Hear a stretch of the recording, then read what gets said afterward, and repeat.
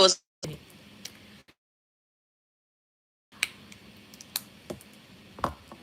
Of course, there's no audio. Just my luck. Just my luck. But can you hear me now? Is it better? Because I don't know what's wrong with my AirPods. My AirPods are no longer working, and so they do not convey sound. Is there audio now? Can anybody confirm? Can you hear me? Can you hear me? Hello? Yes, perfect, awesome. Which means that I'm just going to be doing this without any headphones. I am sorry if the sound will not be crystal clear quality because I was going for something crystal clear, but I will take you all being able to hear me, even if it's not so clear. Thank you, Shadow. I will take you being able to hear me, even if it's not so clear, over you not being able to hear me at all. Okay, so what I'm going to do now is hold up, I want to go on like the channel. Yes, so I want to share this because I shared the wrong link and that has ended. Hi everyone, live now to talk Mass Effect. Old link broke. Here is the new one. Okay, smiling face. You know, a couple of years ago, I had somebody that kept like complaining about my text, me and my text, because they're like, girl, you're always like putting smiley face emojis on everything. And I'm like, I'm sorry, I'm a millennial. Like, and as a millennial, I communicate in memes and emojis. Hi, David. I communicate in memes and emojis. And so, therefore, if there's no emoji or a meme attached to my message, I'm like, would they get it? Would they get it? Like, sometimes they're like, girl, lose the emoji. I'm like, nah, because that's the only way you really understand what I'm saying, as far as I'm concerned. Just want to share the link on Twitter and on the Sky app. Mandatory. Hi, Miss Wilson. Thank you for joining. This is the mandatory fuck melon mustard. I call him melon. I either call him melon or smellon. Yeah, so fuck smellon mustard. But yeah, so but I still am that dude is not going to drive me off of Twitter, right? I have been a girl on Twitter for what, over a decade. Like, dude, nah, I ain't going nowhere. So fuck his ass. So let me see. Have I put that on there? Okay. Yes, I think one more post and then we can go full on live. Yes. Everybody posted. Wait, hold up. I'm hearing I just saw a comment saying that wait, I'm repeating? Am I repeating? Oh shit. Can anybody confirm that I'm repeating? Because Constance just sent me a message, like made a comment that my voice seems to be echoing, and I just want to confirm. Can you all hear an echo? Greetings, Westy. Hi, welcome. Thank you for joining me. Um, do you like BWC? What's BWC? What's BWC? I'm very curious. What is that? It's, it's an acronym for something, but what is BWC? This girl is curious. Okay, so first and foremost, did everybody congratulations, happy N7 day. I know it was yesterday. The news, not the news, like the official, the announcement, right, of the letter from the devs team and everything else dropped like when I got home from work, and I was a bit busy because yesterday was a busy day. Today was also equally as busy. That's why I'm really excited to be able to join you all today. Um, but when the announcement dropped, hi Shivang, welcome, hello. When the announcement dropped, I was like, awesome, cool. So I because my PS5, the first thing I do when I get home from work is I boot up the PS5 and I dive back into Veilguard because that has been what has been sustaining me. And the update came in, and then there was the conversation about the outfit, the clothes. I was like, oh, The clothes. I get to be Commander Shepard. I get to be Jane Shepard in Dragon Age Veilguard. Of course, what this eventually means, and I don't know if like I think some of you are watching me, a lot of you are watching me also play Veilguard and find my channel through my Veilguard content, which thank you. Um, Oh, thank you, Shiva. Interestingly enough, these are not braids. So I did braid them like in big twists, but my hair is locked. I have locks, right? I have locks. So right now you're seeing them. It's a mess. I need to actually go. Oh, okay, okay. Constance was on the wrong video.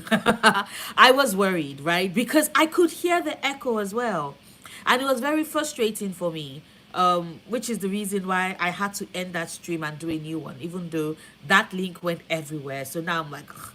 So I don't know what is wrong with YouTube, but YouTube apparently does not like it likes to act up when I schedule. Oh, no apologies, Constance. I'm just happy that you are able. Stevie's Bad TV. Enjoy your pizza. What are you getting? What toppings did you get? Oh, it's been a while since I had pizza. Constance, please, there's no need for you to apologize. I'm just happy that thank you for the looking out, and I'm happy that you found the right stream. So yes, I was mentioning that these are not twists. I do need to go back, you know, wash my locks and like restyle them. I think when I restyle them, it will be more obvious because right now I have them in like big chunky twists and braids, so that's why it looks like braids. But I have locks. My hair is locked and I love my locks. I think if you watch like some of my older videos from a while back, like maybe 4 or 5 months ago, which is the longest time I know. But if you watch like some of my older videos, you might probably be able to see like the locks. But yes, I have locks. Thank you, Constance. I appreciate it. I appreciate it. So I was saying that I got on Veilguard yesterday after the updates came in. Misogynist. Thank you. Hello, Miss US. Wow. Interesting name. Misogynist. Very interesting name. Um, I find it always very interesting when people are like, upfront, this is who I am. This is what I am. Please call me by my name. Thank you, misogynist. So as I was saying, what was I saying? Yeah. So I went on to Veilguard after I'd installed it. The update came in and it was great. It was fantastic. I did come in as Shepherd, and all I was just thinking is that it's a pretty cool thing to eventually create a Jane Shepherd, because Mass Effect Mass Effect was is one of my comfort games. It was one of my comfort games, and there's just something about that. Good night, misogynist. Good night. So, as I was saying, Mass Effect is one of my comfort games, right? So, I absolutely adore it. I love it. I replay it every year, like clockwork, the entire trilogy and Andromeda. Because I know a lot of Mass Effect fans do not like Andromeda, but I love Andromeda. I also played, maybe it's because I played Andromeda before I played the OG trilogy, because I had to play the OG trilogy when it was released as a legendary edition. I got to like that got a workout on my PS4. So I replay it every. It's your favorite game ever. Mine too, Constance. Mine too. So I replayed every year like clockwork. I always play Vanguard, even though my very first. So when I first started playing Mass Effect, Andromeda, I was always playing as an infiltrator because I loved the fact that I could disappear and then pick up, like shoot people with like my sniper rifle. You all do not understand how much I love a good sniper rifle in Mass Effect. So good. Yes, I was the person that always took the shot with Garrus when we get to the rooftop because Miss Wilson, like Vanguard. So I just like that I'm here with my people. So when I first played Andromeda, I always used the rifle because I was a big pew pew pew pew, from afar, strategic shots. And the invisibility, like I'm like, now you see me, pew, now you don't. I'm going to find somewhere cool and I'm going to take the shot. It's awesome. Then we got the OG trilogy, and I was like, okay, because I know myself, right? I have hyperfixations, but also I like a certain level of routine. And because I was already comfortable with Infiltrate, I was like, let me step out of my comfort zone and try out like other classes. So I did try Adept because it's really cool. It's space powers, right? Adept is awesome. It's fun, especially when you build your combos. Fantastic. Like, so good. But I then tried Vanguard, and then I realized that Vanguard gave me the cool powers that I liked. And also, I could shoot shit in the face. Cameron Graham, which god?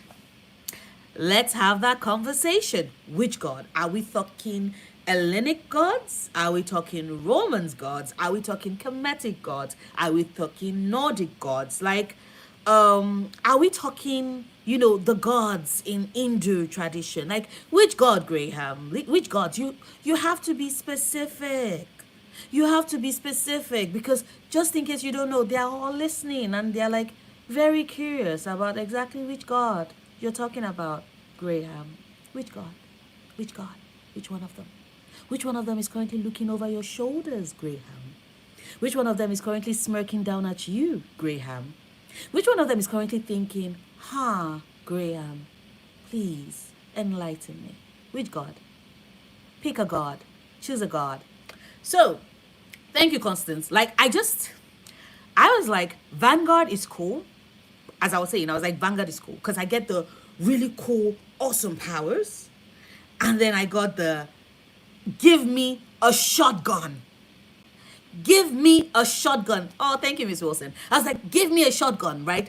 Boom, boom, boom. Like, so I go zippy zip across the room, straight in the face. Straight. Hi, Steph. I adore Andromeda. It took me so long to beat though that I don't know when I'll have time to play again. It's fair. I think Andromeda of all the Mass Effect games is the one game I have never attempted to 100%. Like, not even attempted because I don't even attempt the 100%. I'm the type of person that I play games frequently enough that I know I would eventually get to 100%, right? I don't set out right off the bat to hit it because then I'm like, what about the next time I want to play? What about like in another couple of years? What if I've already hit 100%? What else is yet to find? So I don't consciously do that. But Andromeda was the game I had to tell myself that we're never even going to bother with 100% because it is so vast. It's like open world. And I do agree with some people that like, oh, it gets a bit boring. But that's just because I think that it feels empty in some aspects. It feels empty in some aspects. So that's actually what I was thinking about. So, but I would definitely say Andromeda is not the game. Andromeda is not the game you want to absolutely get to the end of, right? Although some people have hit it 100%, and every time I say it, I'm like, I am very impressed. People are good. People are great. People are fantastic. So as I was saying, I play as a Vanguard. And then I tried it the first time and I was like, there's just very something satisfying about getting up close to the face of shit and then shooting it in the face. Like, the sniper rifle is good with infiltrators because like there's that air of distance and calculation that you have to put into it. But with the shotgun, it's like straight to the face, blast to the face, and then they're gone. So definitely Vanguard. And so every single time I replay, remember I said I replay Mass Effect every year like clockwork. I'm always playing Vanguard and I always create a specific Jane Shepard. I only play as John when it is, hi Dorothea. I only play as John when I want to, I only play as John when I want to romance Jack or Miranda. I have still not romanced Tali just because every single time she gives me more, like I see her more as a little sister. I've not been able to turn that off my head, because I'm always like, you feel more like my sister, Tali. You feel more like my sister. I'm close to you. So I've never actually been able to romance Tali, unfortunately. I do have plans to do so because once again, I replay these games every year. I'm not in a hurry. I'm going to get to it. But I always like, 85% of the time, actually, what am I saying? 95% of the time, I play as Jane Shepherd. I play as a female Shep. And that is where I then get variety, because sometimes I'm like, okay, I'm romancing Garrus, right? And then I'm romancing Thane. I did make a video about, the beauty of the tragedy of the BioWare heartbreak that is a staple. We have it in, we have it in Dragon Age games, and you have, whether you're romancing Anders or you romance Tali is my annoying little sister too. I'm always there to get her out of trouble. Thank you, Dorothea. Because like I've seen people that are like, oh yeah, we're gonna romance Tali, and I'm like, power to you. I never see her as more than a friend. Even when she's drunk and upset that, she's not with Shepherd in Citadel, I'm always like, oh, you poor child, let me tuck you into bed. I've never seen her as a romance interest. Maybe eventually later.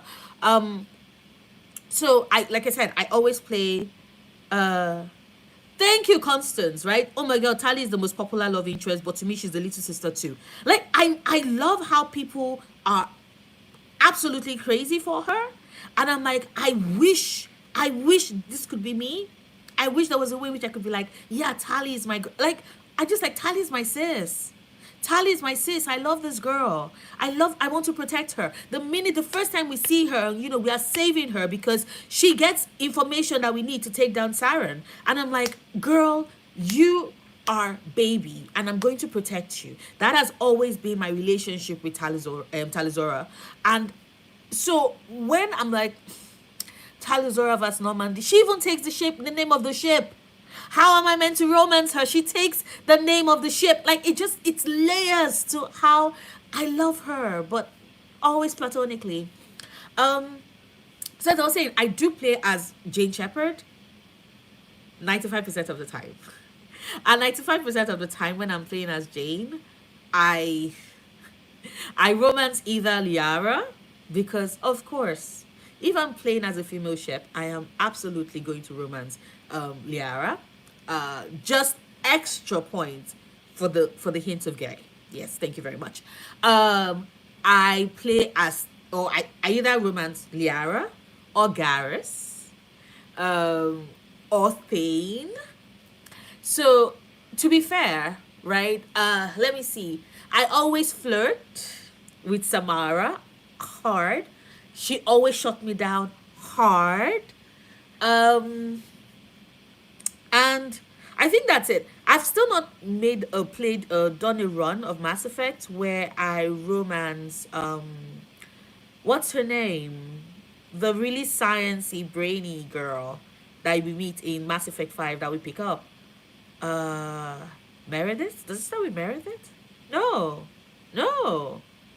Can someone help? Now my thoughts are like, ooh, ooh, ooh, ooh, ooh, ooh. Let me see. Hold up, let me see. Is it Samantha? I always flirt with Samara too. Yes, Miss Wilson. No, not Miranda. Not Miranda Constance. No. She's only in Mass Effect 3. Is it Samantha? It's Samantha, right? Because I was like, is it Samantha? No, Suvi. Suvi is in Andromeda. I also flirt with Suvi. But she's big on religion, and I'm like, Suvi, I love you.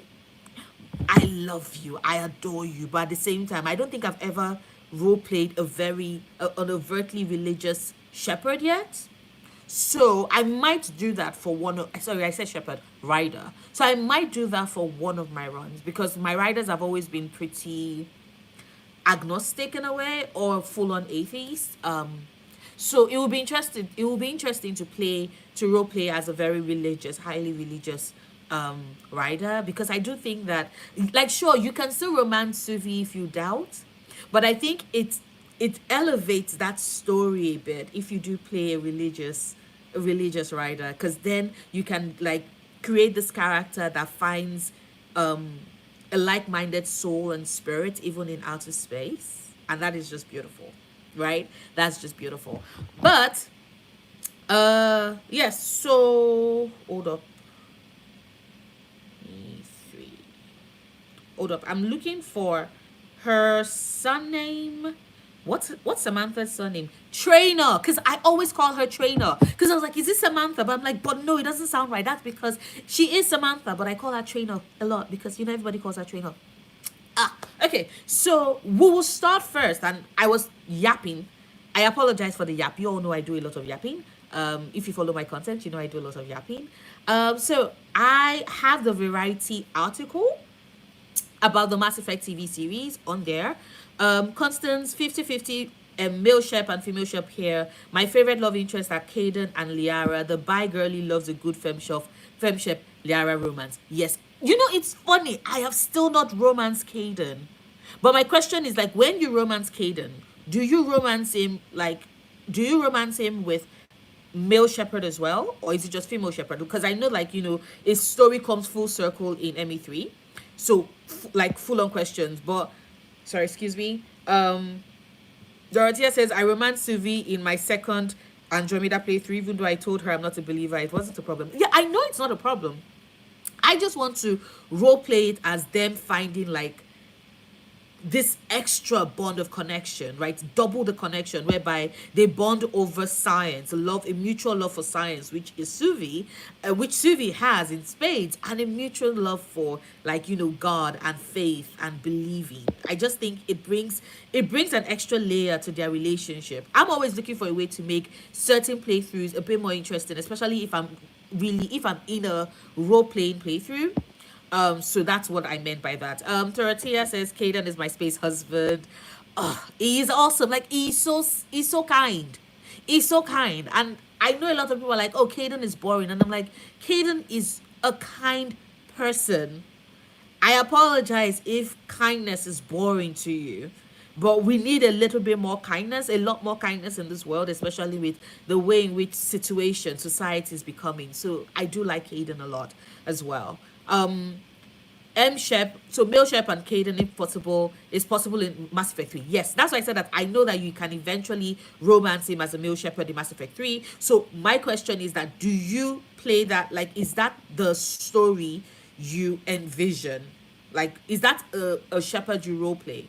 Whereby you role play as a bi shepherd or a gay shepherd who, basically has no relationship in ME1, doesn't really have a relationship in ME2, and then you then get to romance Caden in ME3 or Cortez, if that's your choice. So that's what I was asking. Such a sweetheart. Like, Caden is a sweetheart. It really is. So as I was saying, there's the Variety article. Okay, so Constant does no romance in ME1 and 2. That makes sense. And then, like, it then feels like you waited for Caden. It feels like it was worth it. Like, you built up to a particular point. That is actually pretty awesome. I like that too. I really like that. Okay, so the Variety article I saw was the Mass Effect TV series in the works at Amazon from Fast and Furious 9 writer. And I've seen a lot of creators, right? Creators I follow and I love, who have been, really concerned about it. And I also had some concerns when I read the article, but let me read it and then we can talk about it. So it says, a Mass Effect TV series is officially in development at Amazon MGM Studios, Variety has learned exclusively.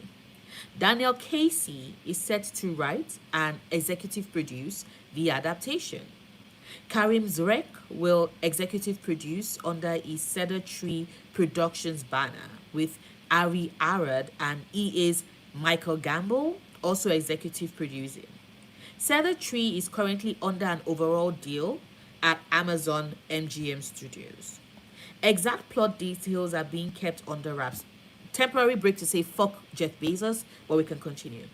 It was previously reported in 2021 that Amazon was in negotiations to develop a Mass Effect TV series, but there have been no updates on the project until now. There had also been various attempts to develop a feature film based on the games, but the project never materialized. The first Mass Effect game launched to rave reviews in 2007. Since then, there have been 3 more games in the main series, with Mass Effect Andromeda debuting in 2017. There have also been multiple mobile games in the franchise, as well as an animated film, novels, comic books and other media. I love my comic book binder for Mass Effect. Like, fantastic. It's great. I love it so much. It's somewhere on my shelf. Uh, yeah, it's somewhere on my shelf. I need to find it. I have a ton of books. I can't find it, but it's somewhere on my shelf. I love that binder. I love it. I read it. Also read it every year. Reread it every year because I really do love it. The comics are so good. The story of the first three Mass Effect games revolves around Commander Shepard, a human soldier in the 22nd century trying to save humanity from a race of aliens known as the Reapers. Andromeda moved the games much further into the future with a new protagonist, with a fifth game also in the works. The franchise is developed by BioWare and are now published by EA. Casey most recently worked on the screenplay for F9. Okay, so Constance, I'll pause that to answer. I'll answer your question in a bit. Don't worry, I saw it. I'll answer it in a bit. So Casey most recently worked on the screenplay for F9, the Fast Saga. He's also known for his work on films like the sci-fi drama Kin, and did rewrites on 10 Cloverfield Lane. Is repped by CAA, Rit Large, and Anson Jacobson. Drake was previously an executive at the now defunct Marvel Television unit under Jeff Loeb. During his time with Marvel, he served as an executive producer on hit shows like Daredevil, Jessica Jones, Luke Cage, The Punisher, and Legion, among several others. Drake is repped by Gainsbourg Daniels Callis. Harad has previously produced adaptations of the games Borderlands, Uncharted, and Ghost in the Shell. He has also served as an executive producer on Iron Man, Ghost Rider, and the 2006 Blade TV series. So that's basically the entirety of the writing the news report. Now, the reason why I'm moving around, just in case you cannot tell, is because I'm looking for the book. And this is for Constance. So Constance's question was that, sorry, you were asking where are the comic books in the timeline. So what the comics have done, and I'm trying to see if I can, yes, I found it. You can see my shelves from here. I have a ton of books, sorry. So I do have, they are not really floor to ceiling bookshelves, but they are almost floor to ceiling bookshelves, right? So they are big. So this is the Mass Effect comic collection. What they did is that it spans the entirety of the games. So you have different stories occur at different times in the timeline. So you have some stories in the comics. So for example, the first time, we meet the Elusive Man, before he becomes the Elusive Man, and then you start to understand his backstory and why he's the way he is, and evolution. So like, for example, this is evolution. So we would say, for example, that the event of evolution happened before Mass Effect 1, because this is a much younger Elusive Man, right? So the first comic, hold up. The first comic is this. This is the first comic, and that is Redemption. Redemption happens at the start of Mass Effect 2. So shortly after the Normandy was blown up by the Collectors, and Shepard died, and their body was lost in space. So for example, Redemption covers Liara trying to recover, right? So it helps to give you a bit of like slight gaps in the story that gives for the characterization of these characters, right? So remember, Mass Effect 2, you start on the Normandy, you're attacked, you're trying to get Joker to safety, Shepard gets blown up, and then the next thing we see, you've been captured, or not captured, recovered by Cerberus, and they are rebuilding Shepard, and you wake up alone with the facility under attack. Project Lazarus, it's certainly successful, and now they are shooting at you and everything else. You get to meet Jacob, blah blah blah. So the so when you look at it, for example, right, Redemption basically answers the question of how did Cerberus get a hold of Shepard's body, and how does Cerberus know of Liara? They know of Liara Tassoni because they worked with her in trying to recover Shepard's body, right? So that's basically how it is. It's just little stories that give further characterization. I always like, if you can get it, especially if you're a Mass Effect fan, I definitely recommend it. You should, like, right? You should, Miss Wilson. You should totally. So I had to read those one day. I agree, Dorothea. It's worth it. It's worth it. Constance, you totally should check them out. It is like, it's awesome. I love the comics. Let me give further example. For example, I say for example. So this is the cover art for Invasion. As you can see, that is my girl. Arya to look. I love Arya so much. So Invasion is the story that covers exactly how Cerberus took over Omega. Because when you start Mass Effect 3, right, Arya is out of Afterlife, out of Omega, and you get to meet her, and then you know, basically tell her, hello Aram, you look like Whoopi Goldberg. Thank you. It's the locks. It's the locks. What was I saying? And the glasses. Is the locks and the glasses.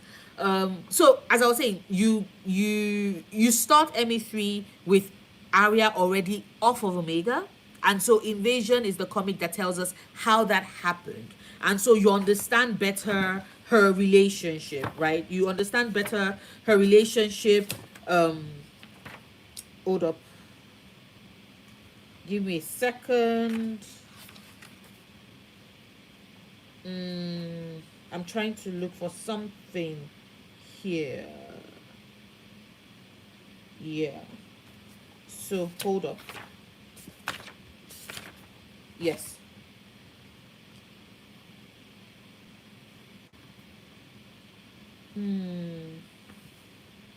So you understand, for example, why the stakes are important and high for her to reclaim. I love Mass Effect Trilogy. Me too. It's my favorite game of all time. Like, it owns my heart in so many ways. I was saying earlier in the chat that I replay it every year like clockwork. I am currently in the middle of this year's replay. I have finished one. I am just about to start Endgame. No, actually, no. I am about to go retrieve, right? Because I've done all the loyalty missions.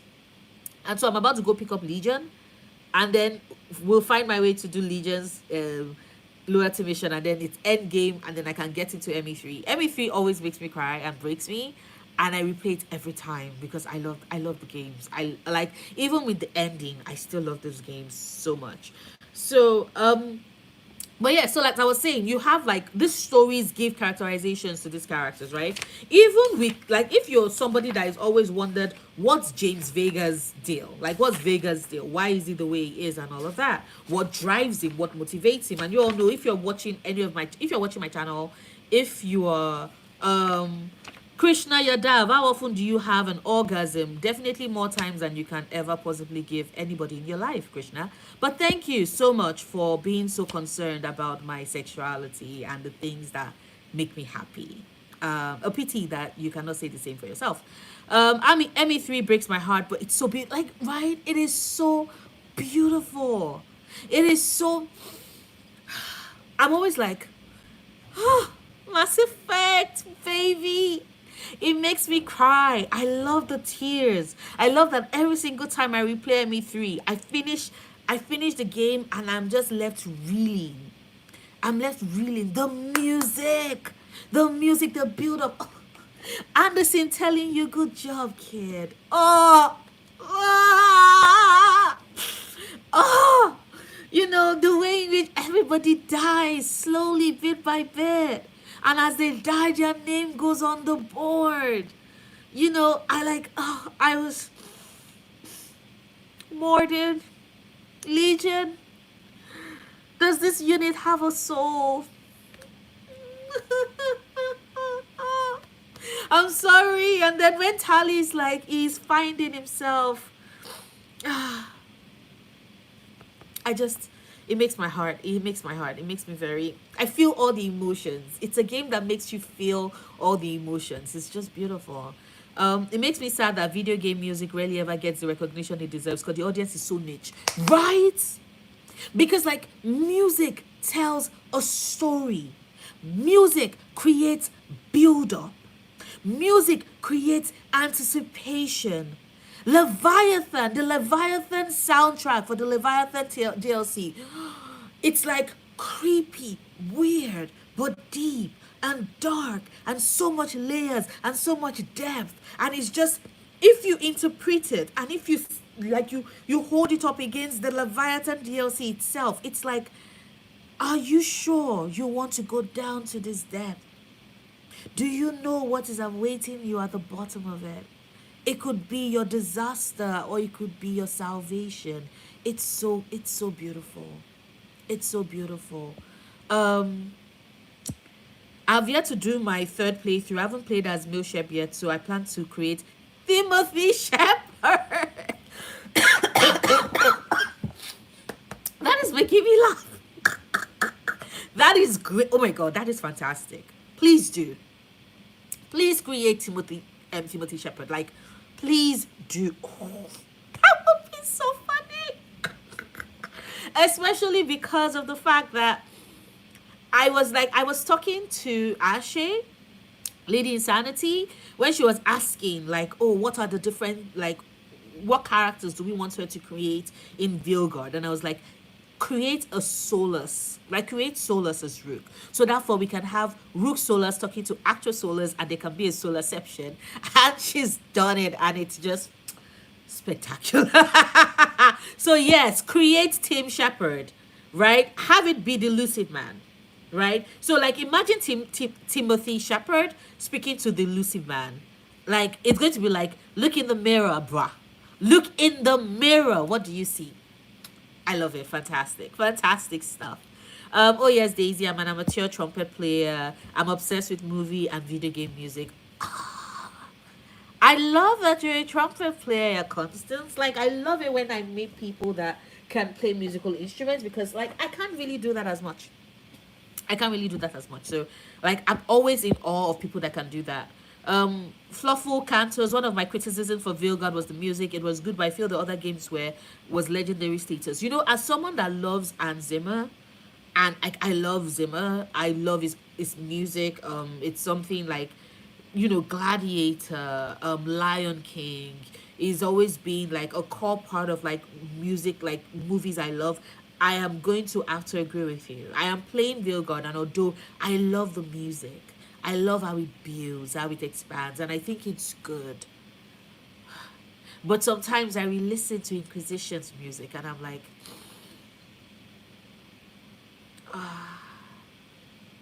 yeah, yeah, I agree. I agree.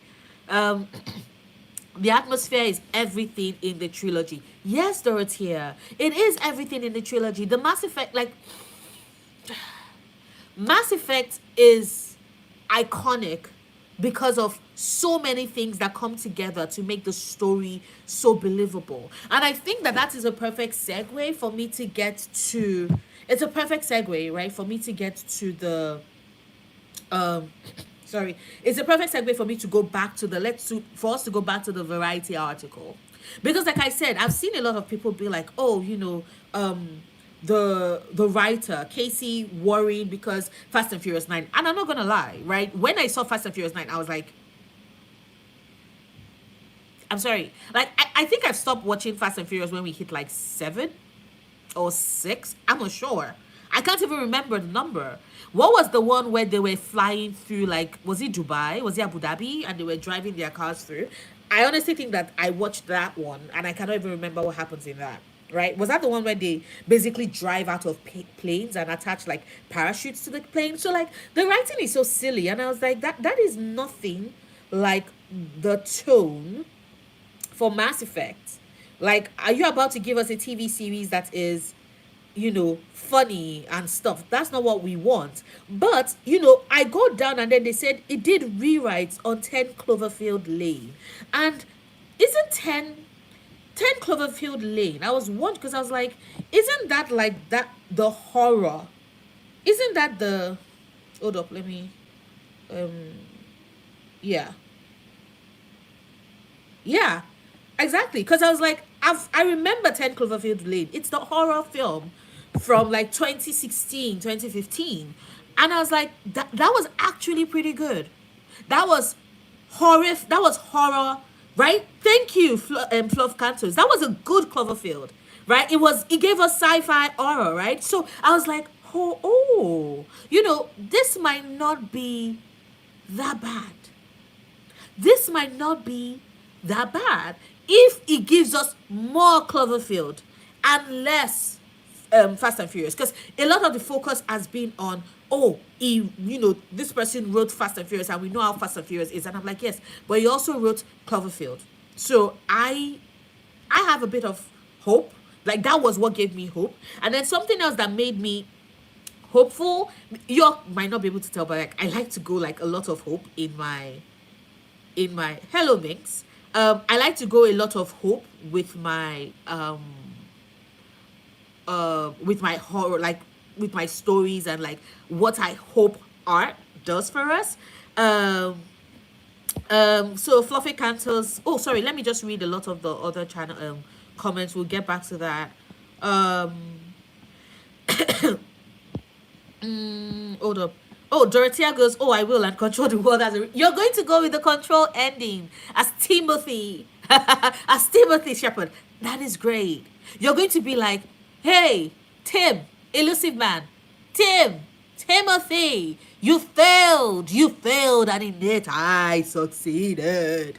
You wish you could control the Reapers, and I get all the control. That is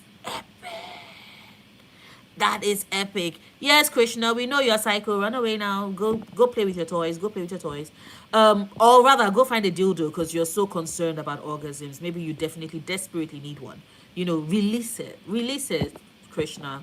Let it go. Let it seep through. It does wonders for you. You will find. So yeah. With Ashley, then Miranda romance. Oh, so Ashley in ME1, and then you're romancing Miranda in ME2 and 3, or Ashley in ME1, Miranda in ME2, and then Ashley again in ME3. Which case you're going to lead to Miranda dying, but then it will be perfectly fitting for Timothy, right, Shepherd. Am I getting it right, Dorothea? Dorothea, let me know, please. Daisy, I'm gradually following the series. It has such potential. It has such potential, right? And like, of course, a part of me is like Amazon. You need to give them like a good budget. You need to do proper promotion of the show. The only thing that is making me happy is I'm grateful that it's not Netflix, because we all know what is like. I don't know what's wrong with Netflix these days, but they cannot do beyond a season of a show, and we're like, we're not going to have been waiting and thirsting and desperate for Mass Effect for you all to just give us trash, right? So I am very, very hopeful. I'm grudgingly, tentatively hoping, right? Dorothy, I have no idea. Maybe watch the first two Fast and Furious movies, then got bored with them, right? Like it does get very boring. It's because it's the same. It's very samey. Psychological, so Fluffy Cancel, psychological horror writing is going to be right at home if that's the tone of the writing. Exactly. If he gives us more like Cloverfield, which is what, because the fact that he's done both, right?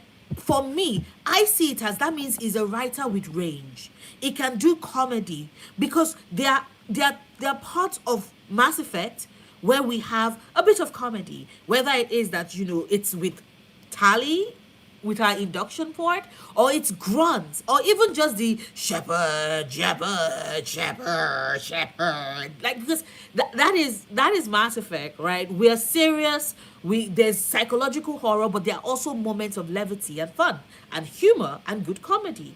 And so, if what it is that the reason why they are bringing him on board is so that he can give us both, right? We can get the comedy of Fast and Furious when it necessitates it, and then we can get like the psychological horror of Cloverfield. This is somebody that has done both, right?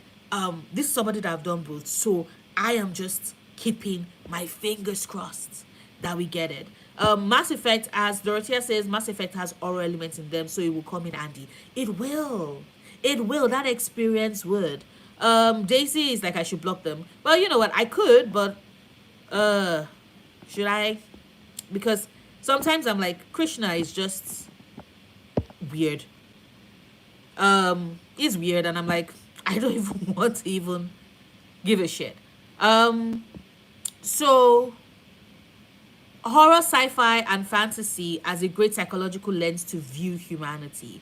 And if they are able to bring that to life, if they're able to bring that to life with the show, it would be great. It should be perfection. It would be fantastic, right? So it's not profitable after a season. So okay, it's not profitable after a season or two. I don't know if I would say it's not profitable, right? Because I do think that the problem with Netflix is that Netflix wants everything immediately, right? Netflix wants everything immediately, and it's very, it's very, how do I explain it? Because of the fact that they are not willing to invest. I miss the times when shows take their time to build. I miss the time when shows take their time to build a to build uh an audience, right? Because those were the times when a lot of shows were aware that it takes a while. It takes a while um, for the audience to come into the space, right? For the audience to find characters that they love and stories that they love and things that they are looking forward to, right? And unfortunately, Netflix is very impatient, because they spend way too much. They spend way more money than they should, and they just want like quick, easy wins. And that's not how you grow a sustainable fandom. But honestly, I don't think Netflix gives a fuck about fandoms, and that is why they are moving in this wayward way. They don't care. They honestly do not care. So it's sad, but that is the truth.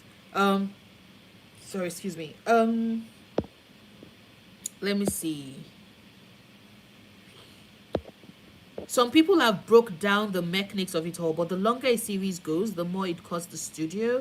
And Amazon and Netflix have become their own silos of creation, distribution, and production. Yeah, I agree. Because it gets very expensive. It gets very expensive to keep making stories. Let me give an example, because you're on my channel, so you know I make Bridgerton content, right? Bridgerton is such an expensive story, like series to make, right? It's such an expensive series to make, and you sit down and you're like, why, and then it takes them like 2-3 years to give us each season. Annoying. John B, we don't care, buddy, right? I have finally decided to just mute Krishna, just because I really, really just fancy the idea of Krishna talking into the void. So Krishna, you might still be able to see me. Nobody's listening to you, but like I said, get yourself a dildo and find that, desperately chase that orgasm you seem so intent on finding, right? We wish you all the best, all the luck. So let me see. Daisy's like, they have no incentive to keep a series going. Yes, unfortunately, because they are mostly driven by money, right? Monetary gains. And if they can't gain that money, then it's not going to work. Let me see. Hi Fear, welcome, welcome, welcome. Dorothea says, I want to keep Miranda alive, so I'll have to romance her in Mass Effect 3, I guess. But Timothy is a womanizer, so we'll see. Please keep me updated, please. I really would like to know more about the adventures of Timothy, because I do think that is he just a womanizer, or is he also a black-hearted cad? Because if he's a cad, then like a lot of things can happen, right? A lot of things can happen. Okay, so let me see. Constance just ordered the comics. Yes! For those that are curious about what comics Constance is talking about, this one. I just like, the complete comics is so great. I love it. She's thick. As you can see, I've broken her spine because I've read her so many times. Because I keep saying this, I love Mass Effect, right? I love Mass Effect. Mass Effect is my happy place. So, yes. Let me see. I think they also want prestige. Now that Fallout has given them credit, they might want to invest in Mass Effect as well for their reputation. I hope so. I hope so. I also think that it will be. I also think that it's also a case of like friendly competition. They can see how, they can see exactly how Netflix keeps dropping the ball with how Netflix is treating a lot of their properties, and because they want people to move their subscription to them, they are willing to do that. Constance, I miss long seasons. I miss long seasons as well. Why can't we get 22, 23, 24 episodes anymore? And show, like, I know it's also, there's also crunch time in, like, studios and stuff, but why can't we get it as well? Right? So it's just what am I call it? It's very sad. And this is where I am also going to this is where I'm also going to remove John Brandenburg, because, like, clearly, John, you were desperate for attention. I'm so sorry that your parents didn't give you any. You're going to continue speaking into the void. Yeah, I'm sorry. Nobody cares. You went, like, you clearly, you're in love with your toilet. I know it might seem improper, but I would just like you to know that there are people that marry inanimate objects. And if you're that attached to where you do go to let loose your excrements, then you might consider marrying it. Because I'm certain that that's the only one that can tolerate you anyway, or you and all your bullshit. So Fluff Carlos 20 and 30 episode series, we used to be spoiled, right? The fact that we did not realize how lucky we were. The fact that we did not realize how lucky we were. Damn. We used to get like 24 episodes in a season. We used to get new seasons every year. As someone that used to like make gifs and write fan fiction, because I'm not really the strongest artist, but I used to try my best to create content for fandom in other ways. Like, we used to be so blessed. Fia says, please, no Witcher disaster again. Was horror for me as a Witcher fan. Confession time. The only Witcher, the only series, the only season of The Witcher I watched was season 1. My instinct told me that they were going to mess things up starting season 2. And so rather than have to deal with that, I checked out pretty early. And so I was reading every single time. I'm like, should I come back to The Witcher? And then I was going to see something and read an article or read a fan tweet. And I was just like, nah, I'm going to take a bit. I'm going to take a while. Okay, so if it's going to be done similarly to Expense, it's going to be awesome, right? Interestingly enough, I do have the Expanse books, so I do want to read them because I've only watched a couple of episodes of The Expanse, and I think it's on Amazon. It's on Amazon as well, right? You can watch it on Amazon Prime with Amazon Prime, so I might consider that. Andrea says so kissable. Are you talking about the book? Are you talking about me? In which case, thank you very much for the compliment. So Fluffy Cantos. Oh my god, similar to The Expense. Yes, please. Right?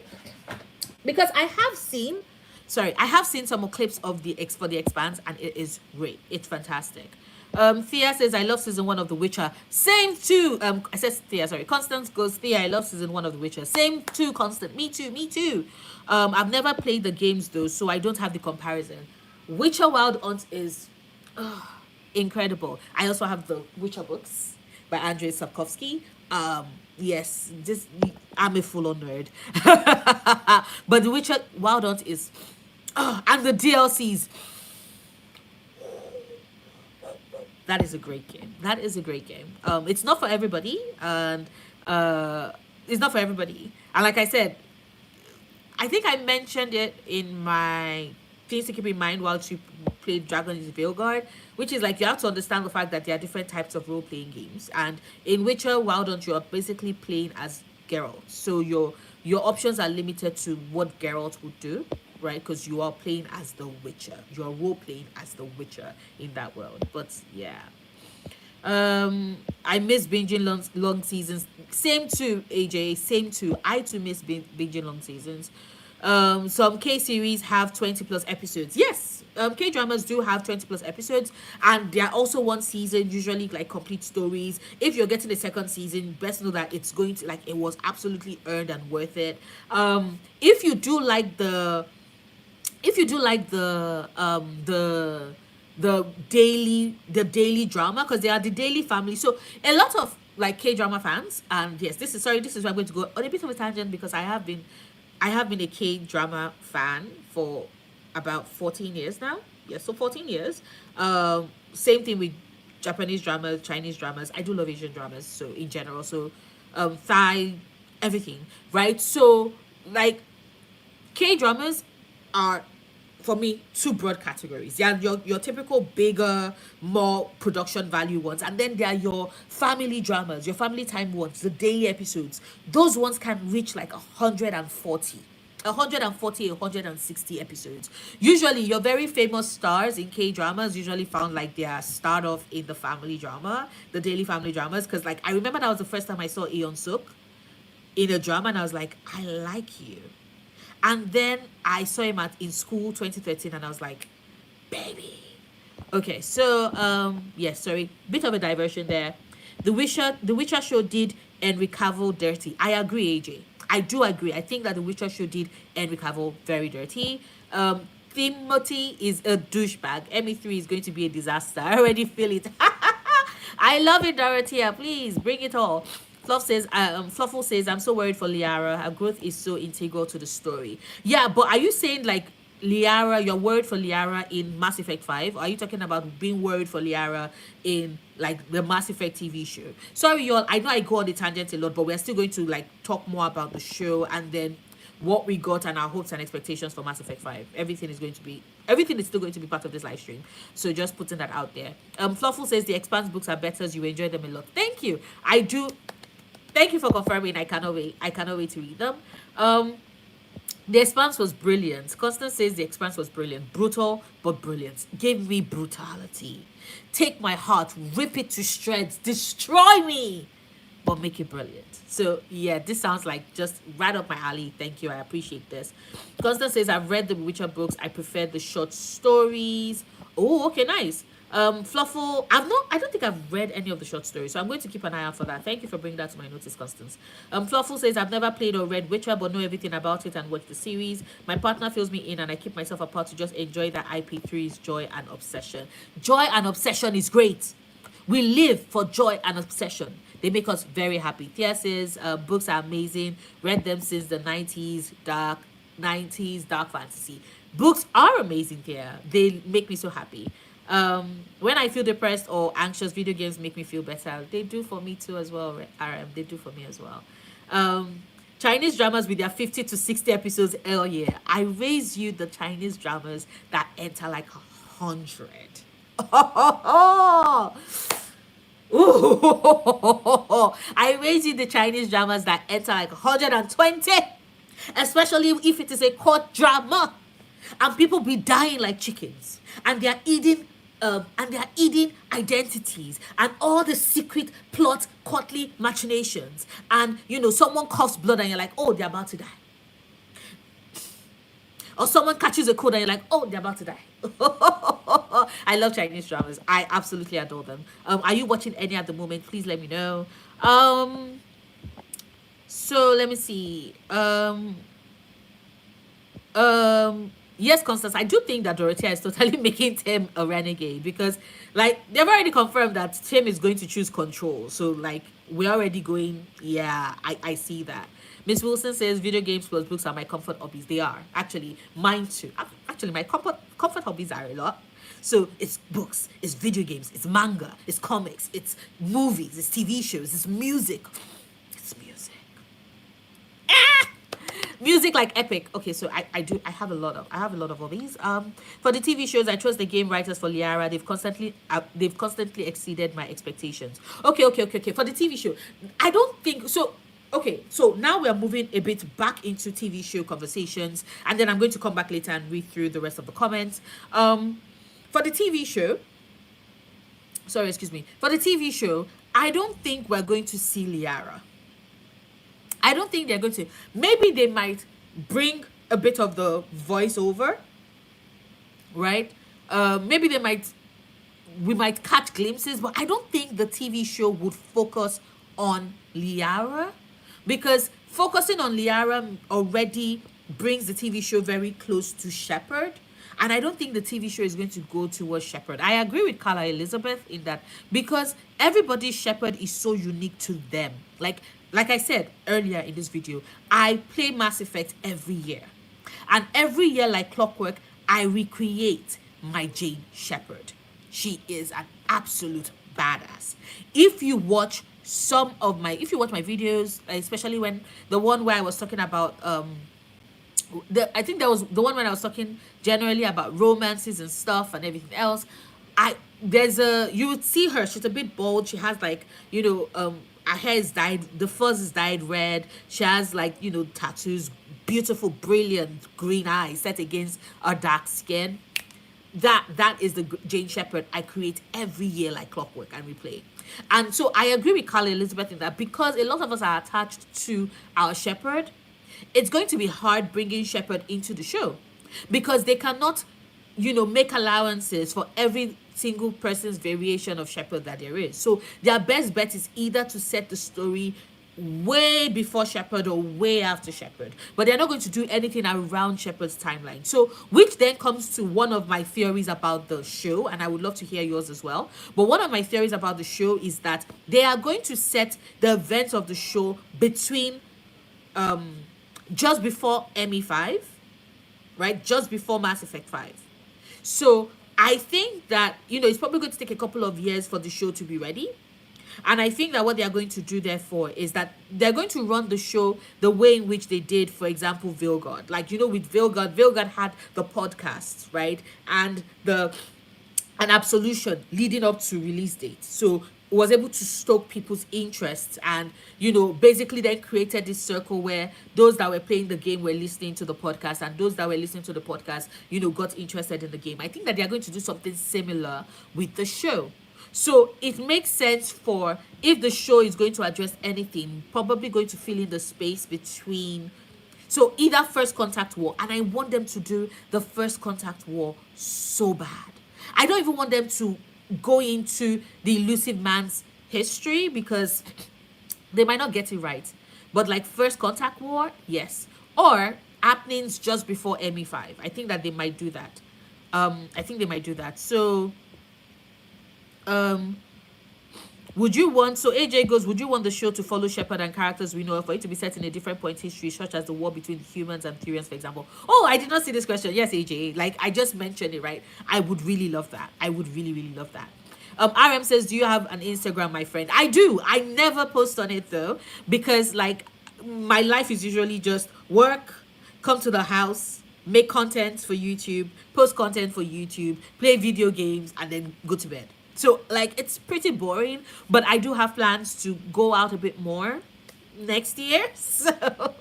So you might be able to catch more pictures, but I am on Instagram as the same handle as my channel name. So yes, I am on Instagram.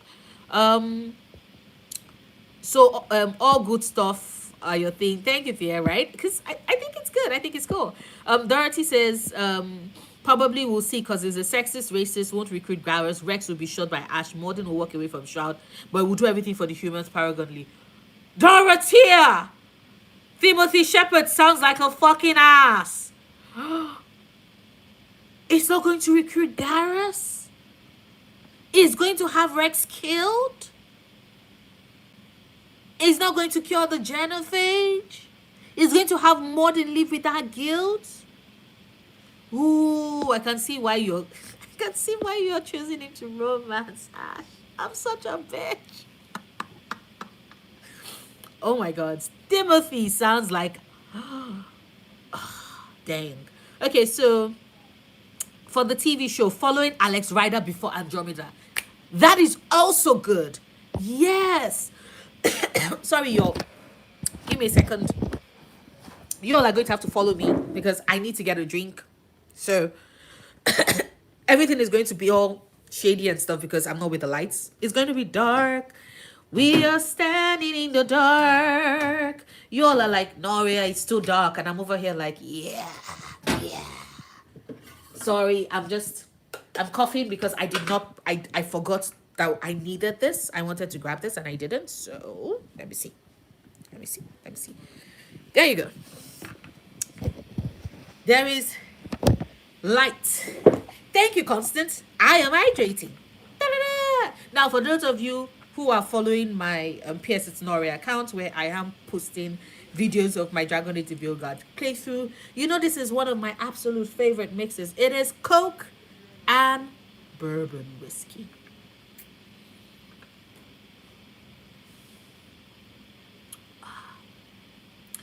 There's just something about sweets and alcohol that makes me so happy. I love bourbon. I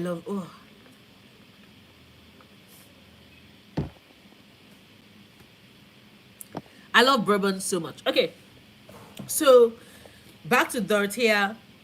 For the TV show following Alex Rider before Andromeda during the trilogy but connected to the benefactor. Yes, like if the benefactor is going to come, like he's going to play a very important role in ME5, it makes sense for them to bring that in and connect it to Alex story. It will make so much sense. So yes, that would be Mass Effect writers, like not like the game writers. I'm talking about the TV show writer. What's his name again? Sort of. Sorry, Variety is reloading on my phone. Variety. Casey, yes, Casey. We are giving you ideas here. Please, chop chop, get to it. So spiders in the podcast, yes. Fluffle goes first contact war, yes, please. And like the first Thurian human partnership understanding romance. Oh my god. Right? Right? Right? Fluffle also goes Timothy Shep. What the fuck? Not right? Because I'm like, why would you not recruit Garrus? Garrus is Bay. Garrus is Bay. I love him. No spiders in Vilgard 0/10. Like, I'm not scared of spiders. I don't mind them. But, like, I'm certain that people that have arachnophobia are delighted that Vilgard has no spiders. I'm also over here like, ugh, damn, what? Sorry, not sorry. Dorothea, why? Be sorry. Why are you doing this to us? Give us Garrus at least. You're already going to kill Rex. Why are you also killing Garrus? Why are you also not recruiting Garrus? That's so unfair. Fluffle asks, how's the kitty anyway, last? He's fine. He's ignored me because he's all fed. Like, he's well fed. He's eating. He's awesome. And so right now he's just sleeping. He's sleeping and he's like, my work here is done. You have fed me today and now I am taking a nap. If you want to see more of him, he does show up a lot occasionally in my gameplay. Then you understand how much, like, that cat is always like, why are you not paying attention to me? Pay attention to me. And then I carry him and I snuggle him. And then he's like, okay, snuggling is over. Now I'm leaving. Bye. I love him so much. Oh my God. I'm hydrating, Constance. I'm hydrating. RM asks, do you listen to Miley Cyrus music? Yes, I do. Although I've not listened to, like, I don't listen to her albums in its entirety, but I do listen to some of her songs. Some of her songs are songs I actually really enjoy, and I've enjoyed them since way like what 2000 and what 7 8, because for example Can't Be Tamed was my anthem for a very long time. Can't Be Tamed, like that 2007, 2008, 2009, 2010, Can't Be Tamed was my jam. So yes, I do listen to Miley. I do listen to Miley. Flowers is just deserves all the flowers. I do think that she deserves all the flowers. She's incredible. I love her music. I love her sound. I love how she's stayed true to herself. I wish there was that period when she was not like, I'm a cosplay into like black culture and space just to use you all as a way to just drop things and move on. But I still think that I am incredibly proud of all that she's able to accomplish and how she's been rooted to herself and her art. And I think her art is beautiful. Miley Cyrus is amazing. So yes, I listen to her music. Rum and Coke fan. Yes, Fluffle. I also love rum and coke, but I do think, Fluffle, try bourbon whiskey. Try bourbon whiskey and Coca-Cola. It's just, and make sure that it's like extra cold. If you can pour it over some ice cubes, oh God.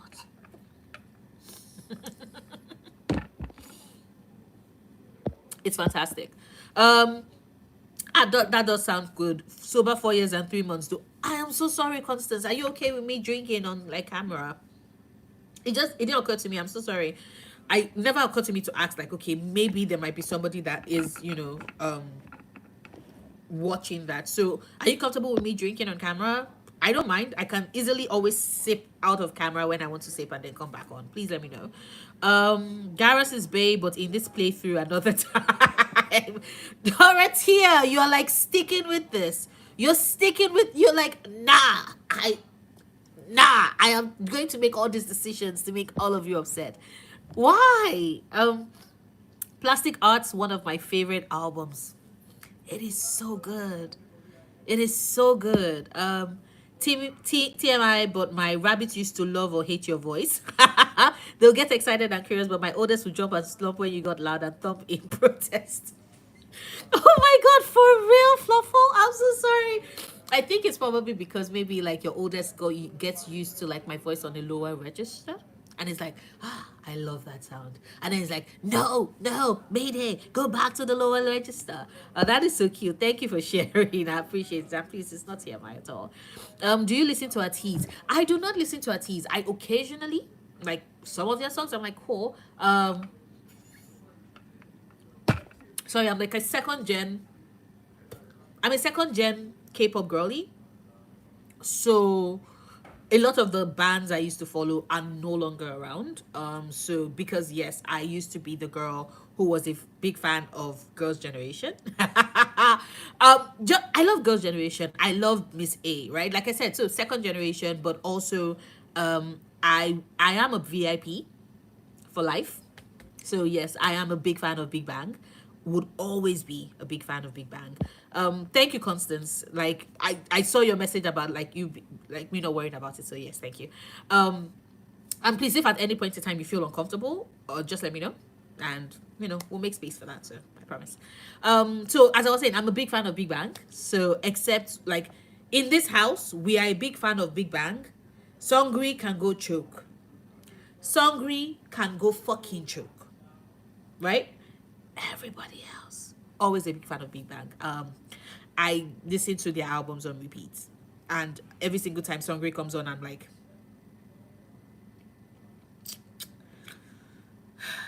why? Anyway, so more present, more modern day group that I am a fan of. I listen to Mamamoo a lot. Wasa is big. Moonbyul is Bob! PNP! Yes! Good days, Dorothy! Yes, Dorothy. Those were the good old days. I miss them. So, yes. My partner says no to bourbon. We are in Scotland, so have access to better whiskey. He's a snob, ignore them. Please tell your partner to recommend better whiskey. If I can find them in my corner of the world, I will try it with some Coke. If I cannot find it, please tell them that, yeah, sure. You know what? She said, sorry, there is no other whiskey but bourbon, and so bourbon she shall take.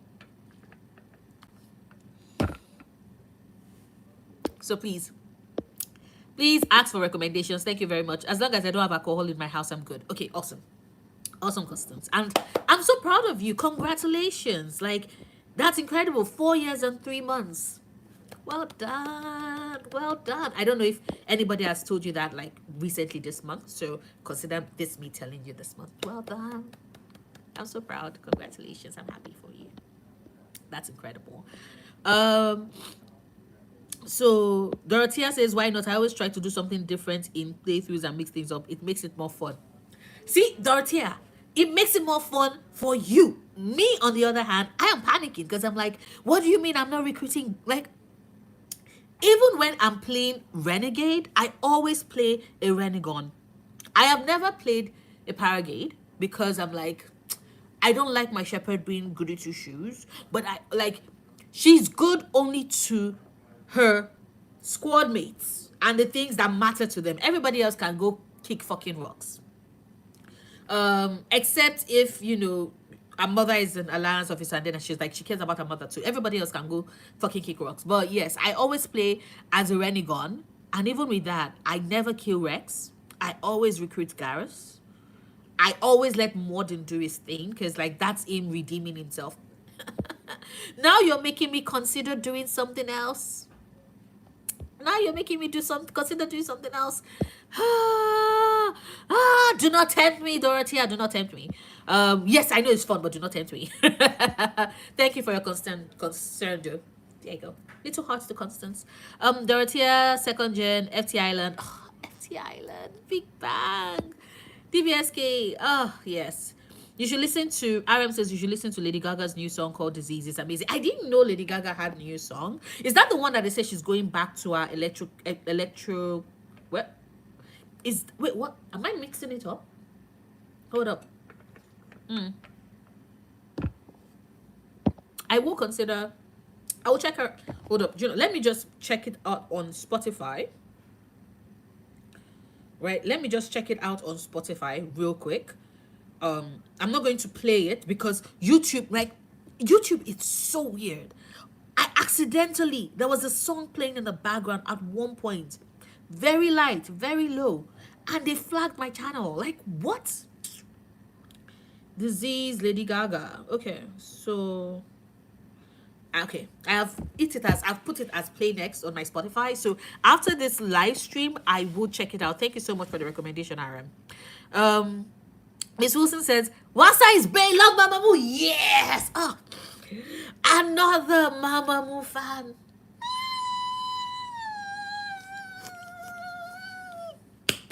You don't know how happy that just made me. You don't know how happy that just made. Ah! Yes.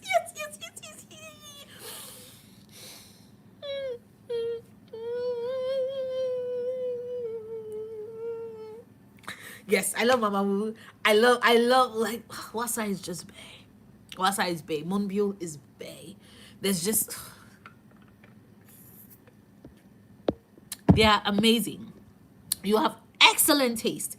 Excellent taste, Miss Wilson. Fluffo Canto says, I'm 34, went to the first Gigi World Tour. Shiny will forever be my all-time loves.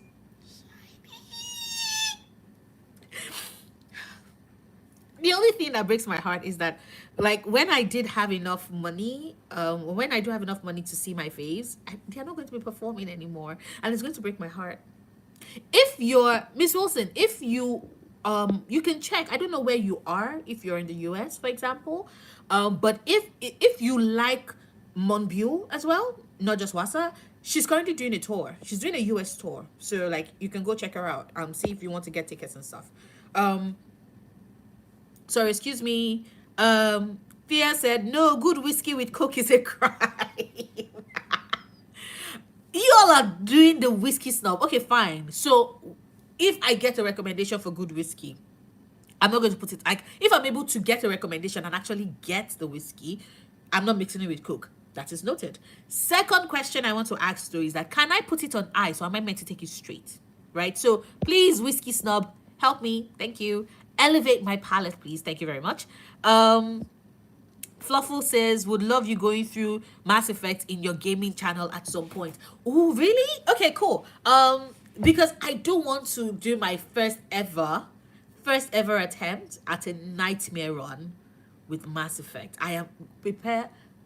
I am gonna die so many fucking times. So if you all just want to see me die multiple times, over and over and over again, let me know. And after I'm done with Vilgard, I might just do, I might put up my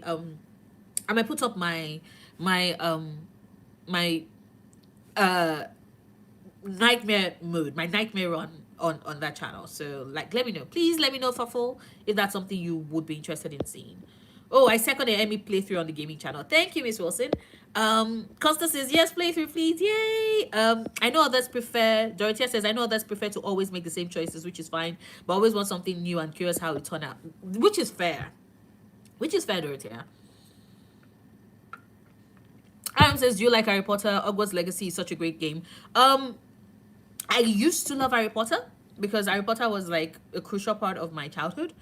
It was not the first magical set of books I read as a child. I'm Nigerian, and most Nigerian children that love to read will tell you that Ini Blyton was our entryway into the fantastical and magical children's book. So I am more an Ini Blyton girly.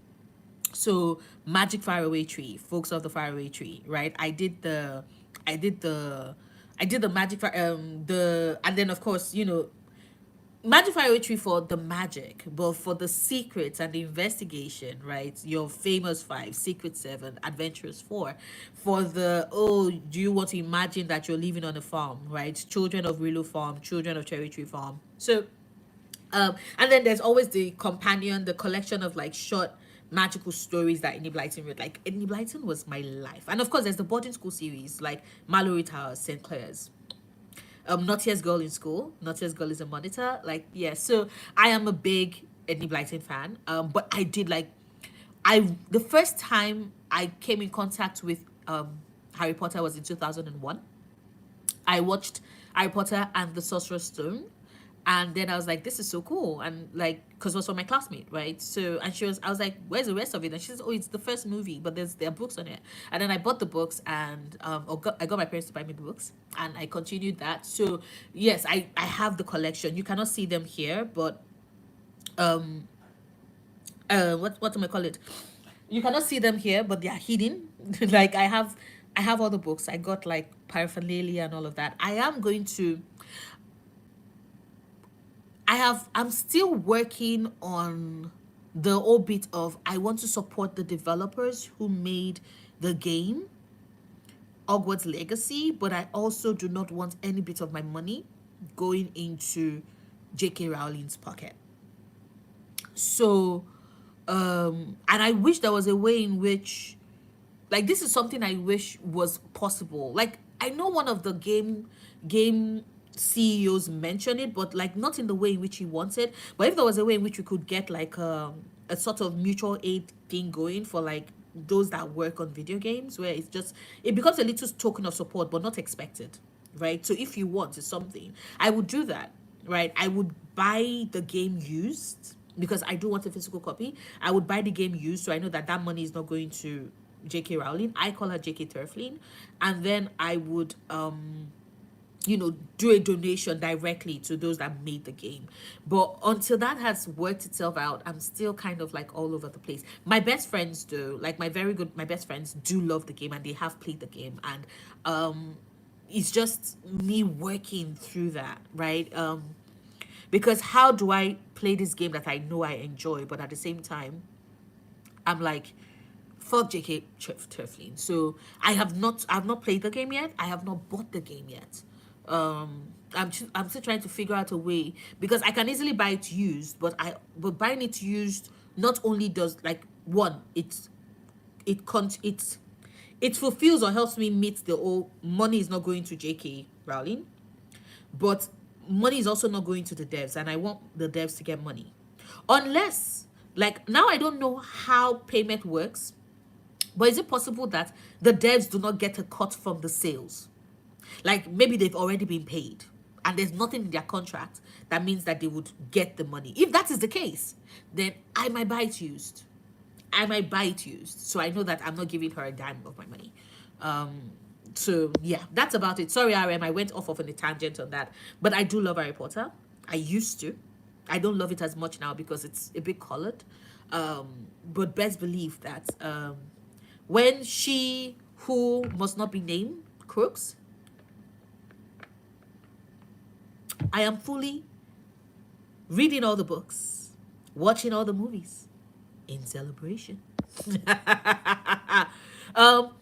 Miss Wilton said, "Oh, Buell is doing the tour. We'll look into it. Thank you, Nora. You're welcome, Miss Nielsen. Like, I can't go, but please go support support our baby girl. Support our baby girl because she is doing the tour."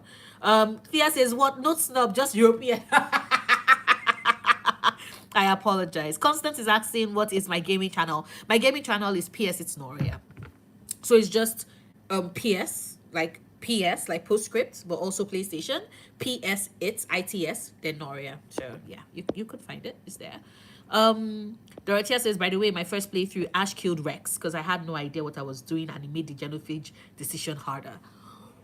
Oh, the only thing that saved me in my first playthrough. So because I am not, I feel this for you, Dorothea, because the only thing that saved me in my first playthrough was the fact that people had written like guides, so I knew what not to do. Actually, no, I was actually no. Let me take that back. I was actually not looking at the guides for the first playthrough.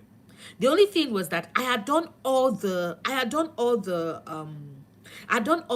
companion quests leading up to that point because I like my first playthrough. I like to do everything, so I'd done all the companion quests and like Mass Effect at that point had taught me to always choose the left corner dialogue bars like buttons because they lead to further in the conversation. So I knew that that was coming, right? I knew that that was coming.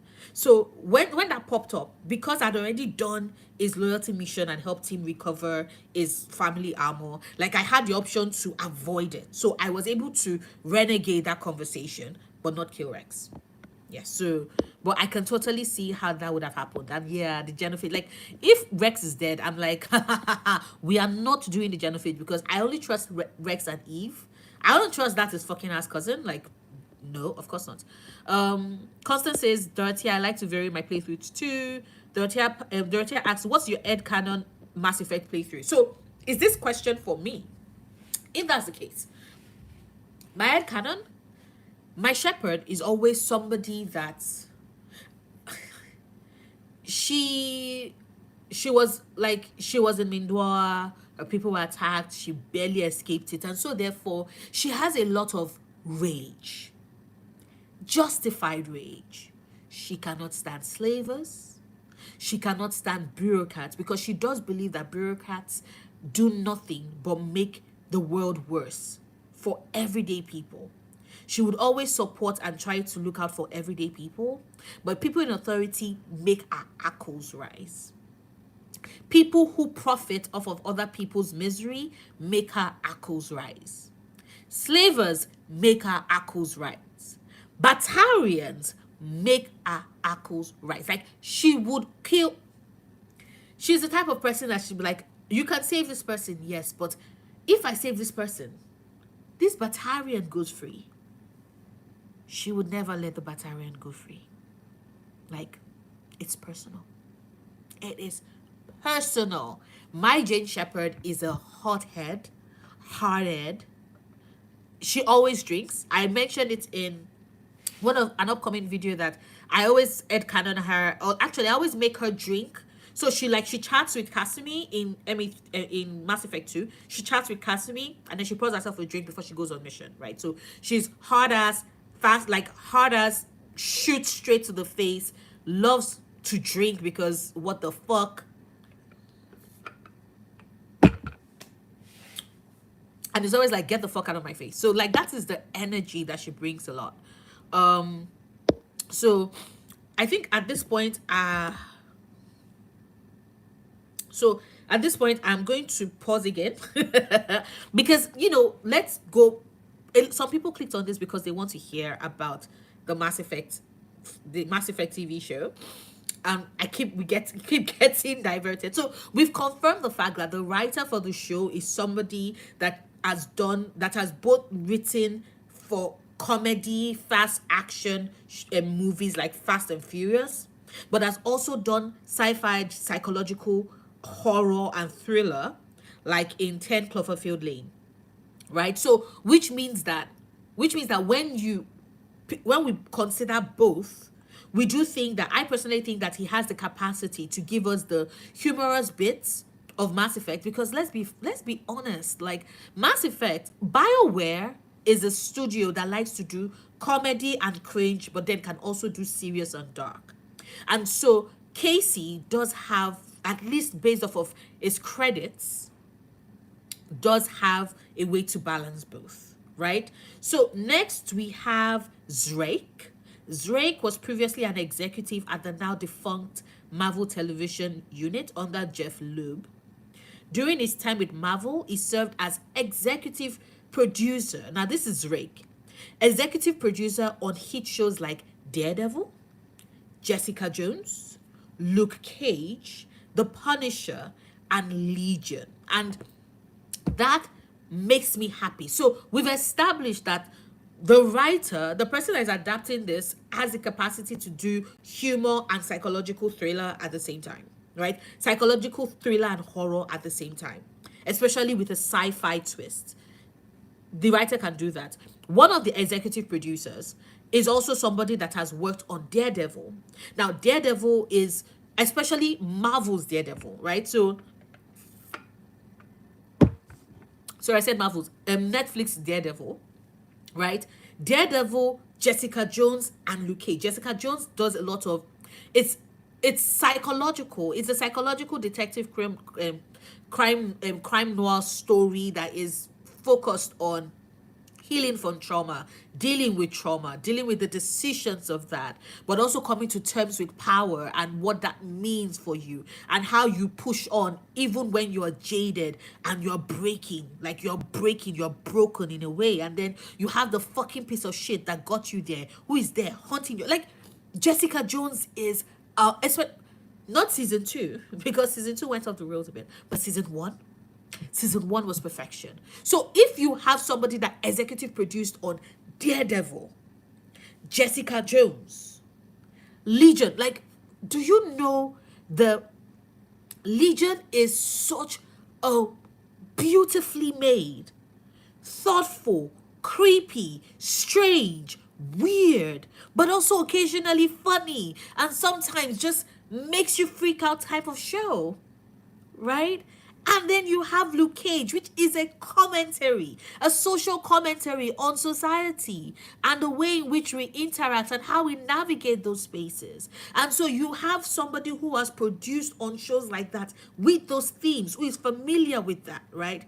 Also coming to bear with Mass Effect, paired against a writer that can give us comedy and psychological horror. So right now, it's making me very excited. So I remember I told you all, like, I go for hopeful, but I also want my hope to be based on certain facts. And so, which is why the minute I was looking at the credits and I'm like, okay, so we have a writer that can do both. And we have a producer as well that does both as well, right? And has done critically acclaimed stories. Because here is something else that people forget or do not or people that are talking about this news they don't talk about it as much. Drake is familiar with adapting stories about characters that get to keep the core of what their characters are from whatever medium they are being adapted from. The Jessica Jones we meet in the show is so similar to the Jessica Jones we got in the comics. And I love Jessica Jones in the comics. So when they said the show was getting adapted, I was worried. Until I watched that season, I'm like, this is Jessica. This is good. The same thing with Daredevil. The same thing with Luke Cage. The same thing to some extent with Legion. But then that's because Legion is like complex and interesting and different with the way in which it's always been portrayed across in comics, right? So like that's interesting in that way, right? So that's how I look at it, right? Even the Punisher, which it's good, right? The only one that I am worried about, and everybody should be rightfully worried about, right? Everybody should be rightfully worried about is hold up, let me see. I'm trying to look at something. Hold up. I'm trying to look for where so let me just read it. The only person I'm worried about is Arad, because Arad has previously produced adaptations of the games Borderlands, Uncharted, and Ghost in the Shell. right? He has also served as executive producer on Iron Man, Ghost Rider, and the 2016 Blade TV series. Now,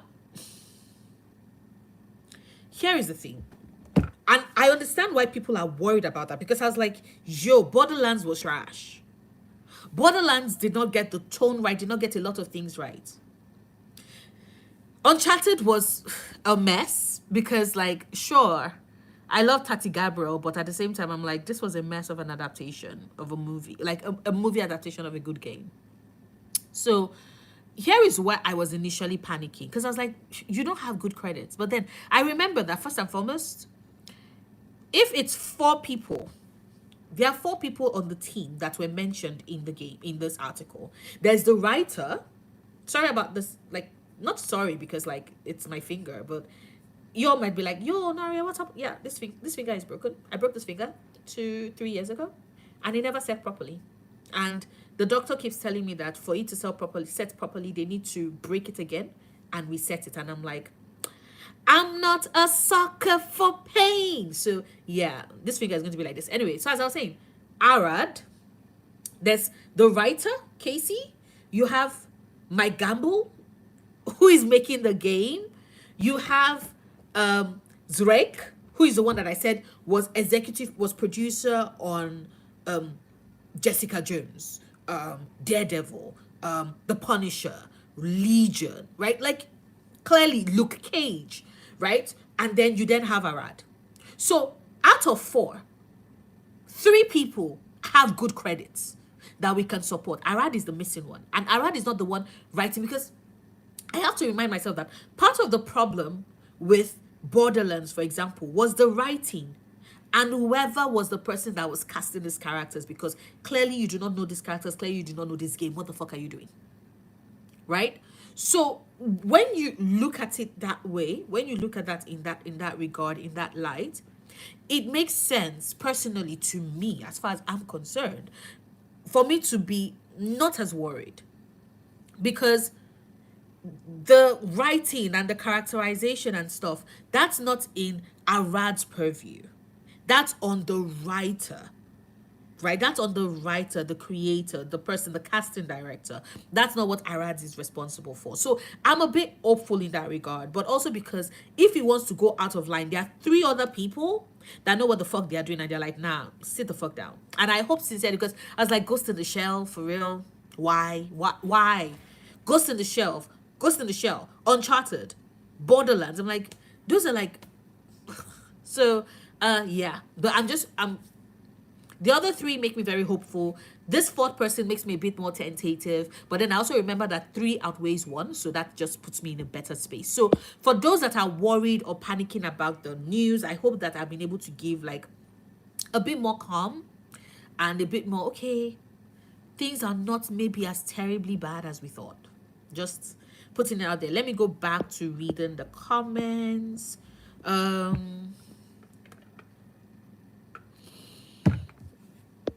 Constance says, Dorothy, I like to vary my playthroughs too.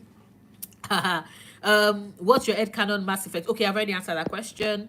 Fluffle goes, I would love to see it. I'm so self-conscious. I'm yapping too much, but I'm really enjoying your gaming style and commentary. You getting stuck on that ballista was hilarious, but also so sorry.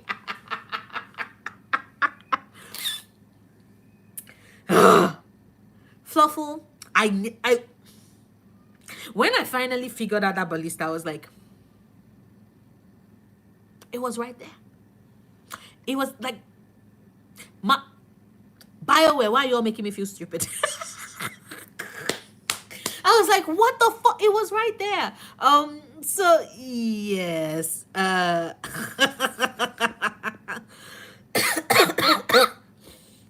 Sorry. Thank you for confirming that you love to see it. So I will do a nightmare. I'll do a nightmare run on that channel once I'm done, so you all can meet my Jane Shepherd, because she's awesome. I didn't even bother changing her name. I just call her Jane because I'm like, she'll like it. She'll like it. Ibrahim said, how are you doing? Hello, Ibrahim. I'm fine, thank you. I hope you're well as well. If you're still on, I'm sorry, it took me a while to get to your comment. Constance says, a femme shep, goody two shoes. I'm an idealist. What can I say?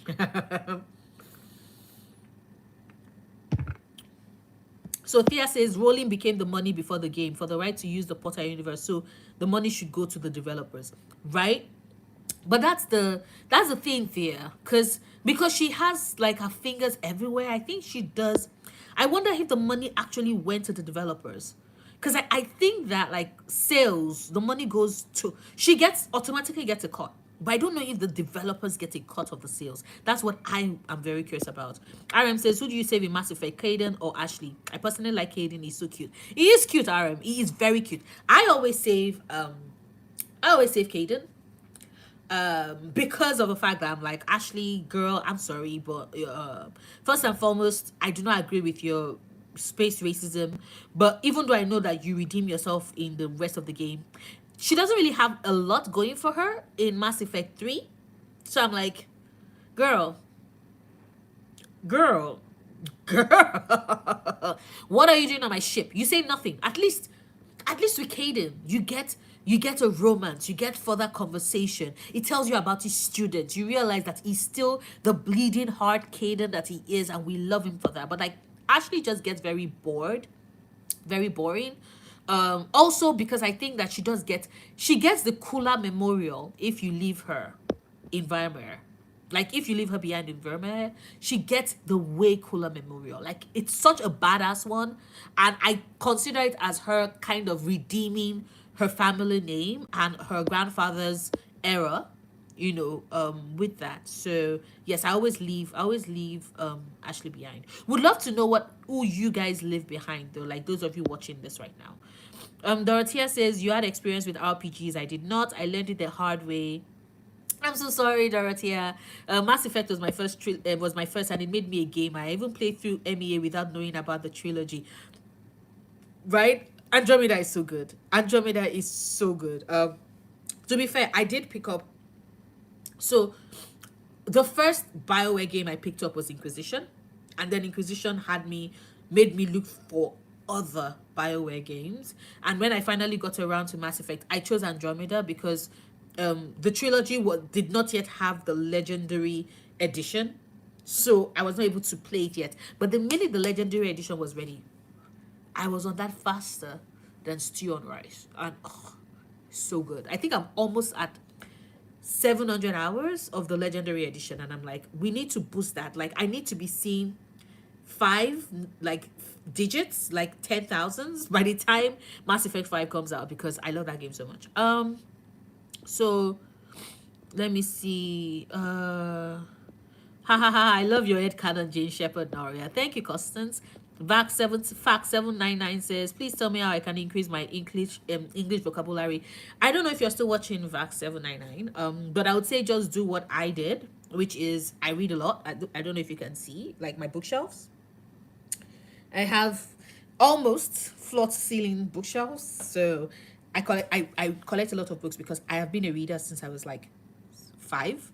So I would say read a lot, watch movies, watch TV shows, especially from like other countries. Do a lot of old movies and old TV shows. I think that they always work so well.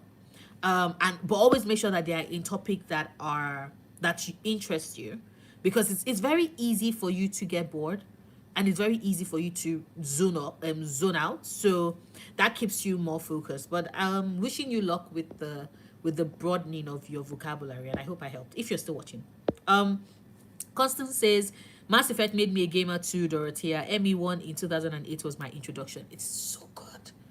It's so good. Oh, Mass Effect just...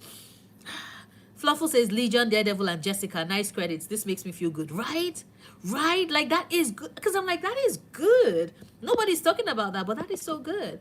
Mass Effect is Dorothea says Mass Effect is a perfect mix of everything by the lead team's experience. It seems they can pull it off. Fingers crossed. Fingers crossed, Dorothea. Daisy says, oh my God, Legion was so complex and wonderful. Legion was. Like, all the twists and turns, I was like, yo. Legion does not get the love it deserves. Such a brilliant show. And the acting, I think that's part of also what would help the Mass Effect series, if whoever is acting, like whoever is the director, is able to bring out the best in the actors, like it's just going to be fantastic. um Legion was fire. Borderland and Ghost in the Shell. Ugh, what a mess. Yes, what a mess indeed.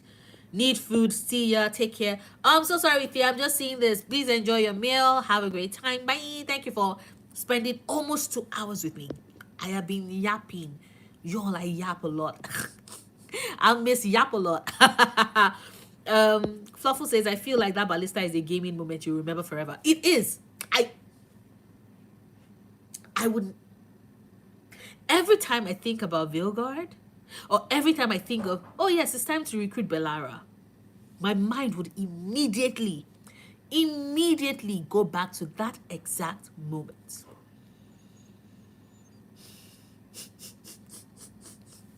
I suffered so much. Korag says, come closer. Are you attempting to sing a song? Korag, with a double G. Fluffle says, I've never saved Ashley in all these years and replaced. Poor Ashley. I think I saved her once just because I wanted to get her powers in ME3, and then after that I was like, bye Ashley, thank you. Ash's name is Stelling. Dorothea. AJ says, I started playthrough of the trilogy, tried to romance someone's new, end up romancing Caden for the 1587th time. He is amazing. He is amazing. RM is asking, who is your number one favorite romance option in Mass Effect? To be fair, interestingly enough, my number one romance option in Mass Effect, you all might find very weird or interesting. And I think I already communicated this in another video, is Thane. Because I like the heartbreak. Because I'm a girl that loves romance and solace. So I like the characters that are breaking my heart into smithereens because they love you, but they cannot be with you for certain reasons, whether it's because of their agenda to set things right, or because they are dying and they meet you at a time when they are dying. So Thane is the romance that would always break me, which is funny because I romance Garrus a lot. But see, the thing about Garrus for me, you see the same way which I said with Talia, I always see as like kind of like a sibling energy. I think Garrus is somebody like a romance that is also great as a very good friend. Like he's like my best friend. So whether I romance him or not, he's always going to be my best friend. I don't play Thane as much because it's not all the time I want to get my heart broken. But when I want to get my heart broken, I always go with Thane. So I would say I can't even pick one because I love Thane's romance, but I also love Jack's romance on the few rare times when I play as a male shepherd. That is just emotional for me. Providing this space for this young girl who is scarred and hates the world, and you are just trying to show her that you would always be there for her, like you're not like the others, you've got her back. That gets to me. That gets to me, like that gets to me very hard. So number one favorite romance option in Mass Effect is probably Thane. I know people are like, yo, no, we are not Liara. I love Liara, but Liara does not break me the way Thane does. So what does that say about me? What does that say about me? Dorothea says, I have to leave Caden on Vermeer to be able to romance someone else, because if he's there, you're like, Caden, you have to die. That's the only way in which, we can be separate from each other. Fluffle says, I haven't played Andromeda. I did that thing you did with the Witcher show and was tuned out. Now I don't know if I've let the negativity get in the way of my decisions. Would you recommend it? Fluffle, it depends on what you want, right? So I would say that if you're looking for an exact replica of Mass Effect, of the Mass Effect trilogy, Andromeda is not that, right? Just like how I say that don't go into Veilguard expecting Inquisition. In fact, my video on next Monday, is going to talk about how why Rook reads very young and how they are connected to Ryder, because I do see similarities between their portrayal and Ryder's portrayal in Andromeda. So if you want the hardened, battled commander that is Commander Shepard, you're not going to get it. Think of if you're someone that loves Star Trek, that loves the space exploration, meeting new people, meeting new races, trying to build that connection with them. But at the same time, excuse me, at the same time, if there's a need for it, you're going to get to defend yourself, then I would say Andromeda is good.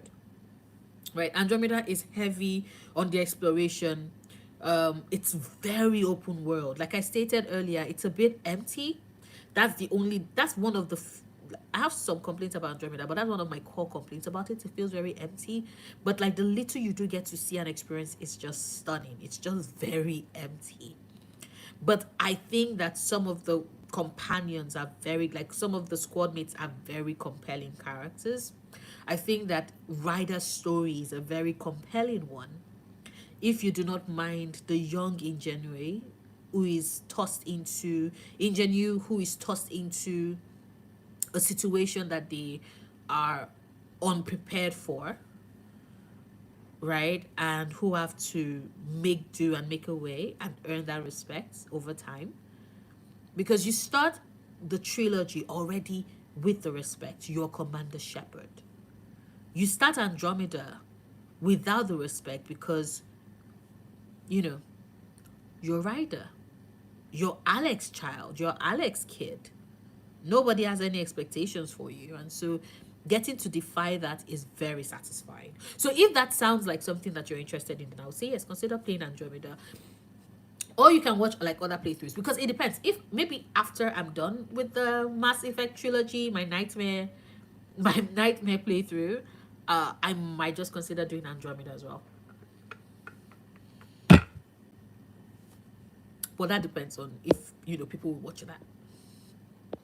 So Dorothea says there's a version of us before Mass Effect and a version of us after. Yes. Excellently said, excellently put. Dorothea says Ballista PTSD. I have like that damn Ballista. I would never forget it ever.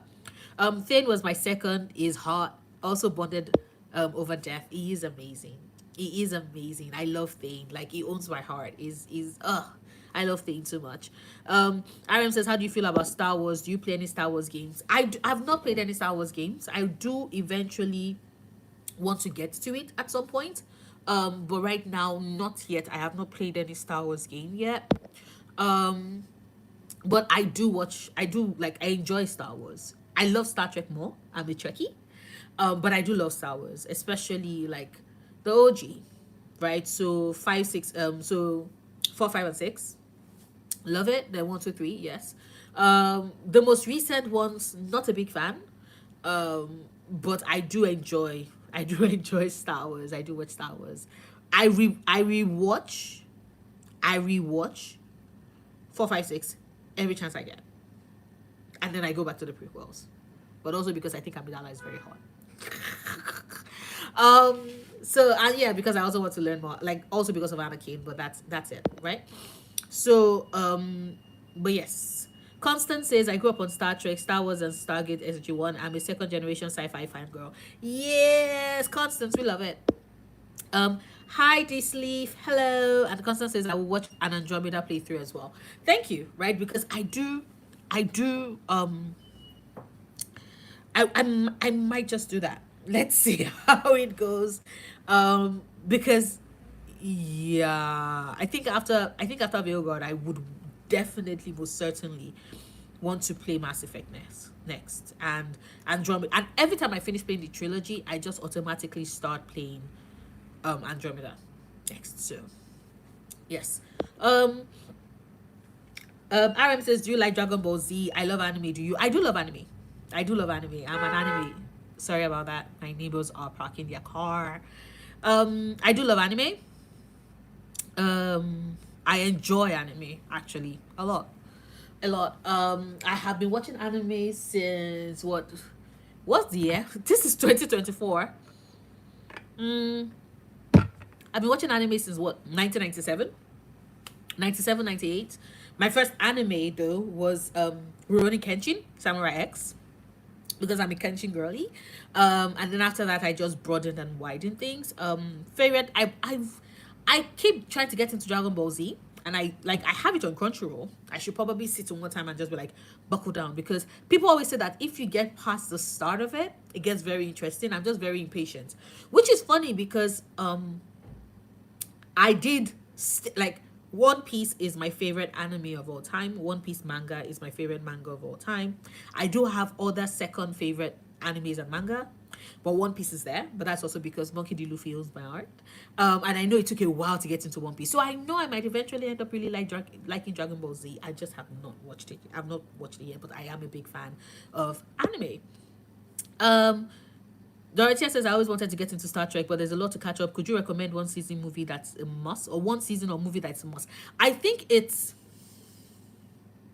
you know, because you're getting into it. I would have said the OG Star Trek, but the OG Star Trek has moments of like, OG Star Trek has moments of boring, like boring times, right? So, let me see. Let me see. I'm trying to think. Should we do OG? No.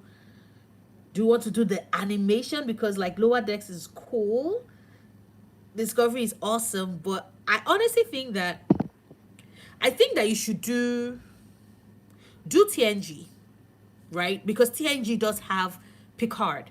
TNG has Picard. TNG has um TNG has Picard. TNG has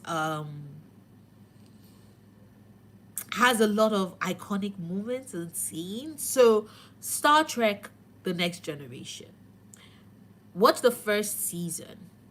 If you like it, keep going. And then you can move from there. Like if you've seen it, then you can come back. Right? If you've seen it, yes. So TNG, Star Trek The Next Generation, TNG. So if you've seen it, come back, and then we can give you a recommendation for the next one you should check. Because eventually I would advise that you then like watch it in chronological order. But yes, I would say start with The Next Generation first. Because that is really good Star Trek. That is really good Star Trek.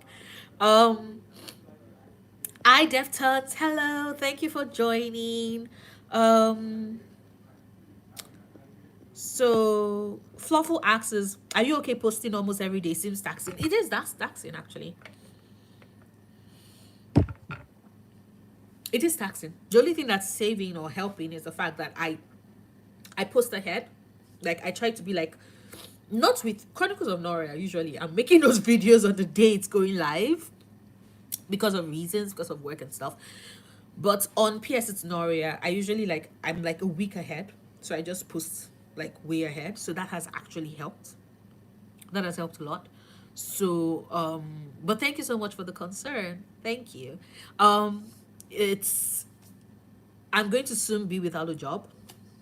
I have exactly a month left, after which I would have to say goodbye to my 9 to 5. So I guess for me, I'm trying to build my channel in a way that they can be sustainable in some way, fashion. So and soon I'll have a lot of free time. I will most certainly have a lot of free time. I'm actually also considering creating. I've already created it. I'm just working on the back end, but I'm going to be making like video essays, but of weird niche topics, or any. It might not even be niche. It might not even be weird, but like of topics that I find fascinating and interesting. So yeah, that will be coming soon, because when I without a 9 to 5 job,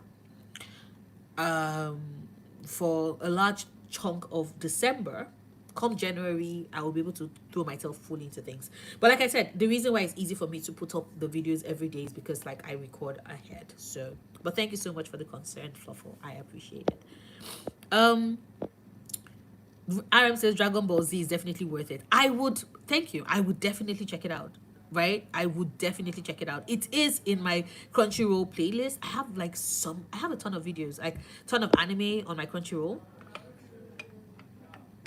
that I have plans to get to, so I will definitely like bump it up the list. Miss Wilson says DBZ is surprisingly very funny and awesome at times. At times, 100% recommend. We'll do that.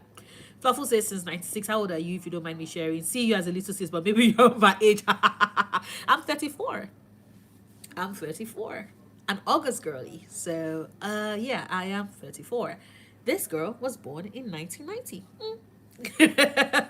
So yes, that is it. So are we age mates? Would love to know that. Constance says I agree. Start with TNG, right? TNG is a good spot, especially for people new to Star Trek, because it has all the different elements of Star Trek, right? So it has all the different elements of Star Trek in the way that we love, but it's also the good Star Trek. So, like, you have the little bits that we all enjoy, but it's also very interesting. And then, we can go into that. I know not a lot of people like Deep Space Nine, but that is also nice. So yes. But definitely the next generation, TNG. Please add it to the list, Dorothea, and we would love to hear how it's going for you. Aram says, have you ever played any of the Ratchet and Clank video games? They are so much fun to play. I have not yet. I would be adding it to my, once again, I would definitely have more time. So I will add it to my list. Thank you. Hopefully it goes on sale soon so that I can get it at the more, because I think that's the more recent Ratchet and Clank that I want to get, and I'm hoping that it goes on sale soon so I can pick it up. Dorothea says I grew up on Dragon Ball 2. Constance says Voyager was very important to me growing up. Having a strong female captain and chief engineer as a role model as a teen adds a huge nostalgia factor. Not everyone likes Voyager though. Voyager is actually also very nice. Also very nice. It's also the reason why when you have all them people be like, oh my god, Star Trek is getting this, oh, there's representation, women are this, and I'm like, you're not a Trekkie. Because if you're a Trekkie, all these things spewing out of your mouth would not be out of your mouth, because true Trekkies know. You, not a Trekkie. So I love Voyager. So definitely. Videos essays are good, can't wait. Thank you, Dorothea. Rose said 34. I never would have guessed. Yeah, like I accept the fact that I do look younger than my age, and I am happy about that. I got good genes. I thank my mother every day. I'm like, Mama, you did good. Thank you. Fluffle says July 90 for me, so little sis. Yay! Okay, so you can continue to give me as little sis there. That still works. Rose says like a beautiful rose that doesn't wilt. That is such a big compliment. Thank you. Constance, yes, true Trekkies know, right? Aram says I have no friends. Your videos make me feel less lonely. I appreciate you. Say up, so giving you all the finger hearts. Thank you, Aram. And I'm happy that I'm able to make you feel less lonely. I hope you do, more people are able to meet you and get to see how incredible you are and get to be your friend, because you sound like an incredible person with a very varied range of interests. And yeah, I cannot wait for them to find out just how incredible you are, because you are deserving of being somebody cool's friend, because you're cool. I'm sorry, I think all nerds are cool. People that are not nerds, that have no interest that they are obsessive about and they really enjoy, I'm always like, you all are weird. Fluffle says Voyager was the first Star Trek my dad showed me and will always be important to our relationship. Aww. It's lovely. And Fluffle is right, RM. You would always find your people. Always. So let me see. Now we've gone through the producers. The show clearly does not have any idea yet who its director would be, or rather they've not settled on a director. So we know who the writers are, we know who the executive producers are. I'm certain that by the time the script is ready, that's when we'll start talking about that who the directors would be and everything else. So, and then casting directors then come in, because you have to have a good script, you have to have who's going to direct the show before they then start saying, okay, who will be the perfect people for this role. So I'm keeping my fingers crossed that we get good things all around, because we deserve good things. because we've been waiting, right? Not as much as Dragon Age, because that was 10 years, but still a very long time. And which is a perfect segue for me to talk about what are our hopes. What are our hopes for ME5, right? Mass Effect 5. Because my hope for Mass Effect 5, firstly, I know not everybody likes Andromeda, but I do enjoy Andromeda. And it makes me so sad because I always thought of Andromeda as being a trilogy as well, whereby Andromeda like was the first story, and then we're going to eventually get the second and then the third game, and the rider that we get at the end of the third game is going to be such a grown-up adult version of the first rider we meet. Like, I thought that that was going to be their story arc, and I was really looking forward to that, and we did not get that because the reception for Andromeda was abysmal, but also because the game launched was so buggy. Like, I can understand why a lot of people did not give it another shot with all the things he got, because it was so rough, and it really, like, the game suffered. The game suffered as a result of it, because it's such a good game if it's considered its own game. So, but the conversation, the talks has been like, oh, you know, they're still going to give nods to Andromeda. So I'm hoping that ME5 is a great way. I'm hoping that ME5 is a great way to bring, like, Mass Effect 5 is a great way to bring both the original trilogy and Andromeda together, because I do not expect we're going to be playing as Shepard. I honestly think Shepard's story has ended. And to be fair, I am team let my Shepard, let my girl rest. She has saved the world consistently 3 times in a row. She deserves to be at peace. My canon Shepard always ends up with Garrus. So she deserves to be at peace, away, and happy with her Turian boyfriend. Thank you very much. So I don't expect we'll get Shepard in Mass Effect 5. I don't even want us to get Shepard in Mass Effect 5. I want her story to end. I would not mind if Shepard comes back though as some sort of advisory role, right? So not a key player, but somebody that occasionally sends, like, you know, the way in which Kylen kept sending those annoying, irritating, I desperately wanted to reach into the screen and punch his smug ass face emails to Shepard, like, I beat you, you didn't catch me, look at me, I'm a freak. Like, God, I fucking hate Kylen. But you know the way in which Kylen was sending all those annoying ass emails? It would be great if, like, occasionally Shepard could send an email to whichever our new protagonist is. Maybe they ask Shepard for some advice, like, oh, Shepard, I'm dealing with the council. How do you deal with this bullshit? And Shepard is like, just hang up. That's what I do all the time. I would love that. Oh, Shepard, you know, this is Shepard is like, you cannot keep bugging me, but also always punch all the reporters, except for when the world is ending, in which case you realize that you need the reporters. So maybe do not punch them. Question mark, question mark. So, like, I wouldn't mind if they brought back Shepard in, like, some sort of advisory roles at some point in time, but not, I don't want to play as Shepard. My story with Shepard has ended. But that is also because I had a I assets destroy ending. So I know that they survived. Which also brings me to, I need there to have been a way for the Geth and for Edie to survive. Sorry. To survive. It makes no sense that I desperately want it to be that, you know, it's, sorry, I'm burping. Give me a second. Okay, so I desperately want it to be that that annoying ass child was lying. I want it to have been lying. I want Edie to survive in a way, or even if it is that Edie does not survive because it's her body, I want it to be possible that she can be rebuilt and still be Edie. It's just that now she's in a new body or something. I want the Geth to have survived in a way. So I do think that ME5 is going to have to choose an ending. And I think a lot of people would not be happy with that because people have, like, canonized their ending, and rightfully so. We've had this game for years. So by the time Mass Effect 5 comes out, we'll probably have had it for like a decade at this point. So it's understandable that people will be like, I don't want this ending. So if it's possible for, and the game cannot give like multiple permutations of different endings, because that's like going to be a vastly different story. So, which is why if there's a way in which they can say, okay, ask questions at the start. Did you choose a high IWA assets, destroy ending, then Shepherd survives, right? We don't need to build Shepherd. Not like the way in which we had to build Inquisitor in Veilguard.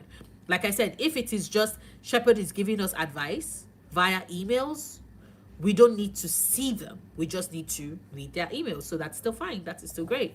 But I do think that they will have to choose the ending. I think my hope for ME5 is that it's a story that centers on the races trying to rebuild.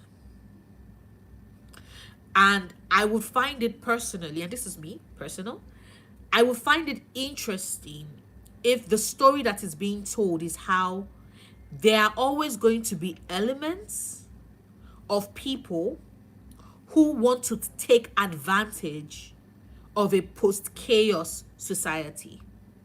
A society that is recovering, which means that everything is ground zero, and now you have these people trying to build their lives from scratch. And it is a great breeding ground for certain elements to be like, okay, now is the time we take advantage of the vacuum created as a result of the recovery efforts. So that for me would be a compelling story whereby we are playing as a protagonist whose job it is to put out little fires, right? So whereby you're nipping that in the bud, you're handling that, you're sorting that out, because there are people and elements who would always try to find a way to screw everybody over to pad their own pockets. So for me personally, it will just be, it will be great. Right? For me personally, it will be great. So that is how I would love it. It will not be large scale. And I know people might be like, okay, why don't you want it to be some sort of large scale ending? And the reason why I don't want it to be a large scale type of ending, like large scale we are ending certain events and stuff, is because it depends on how far into the future Mass Effect 5 is taking place. Because I do not think the races are ready for yet another world ending antagonist like the Reapers. But also remember, we had to build to the Reapers. So it's possible that the first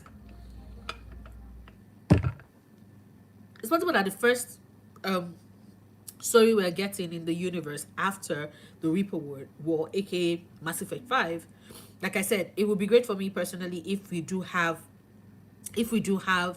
to understand or come to terms with what does it mean if, for example, you chose the destroy, like if they canonize the destroy ending and you have to rebuild everything.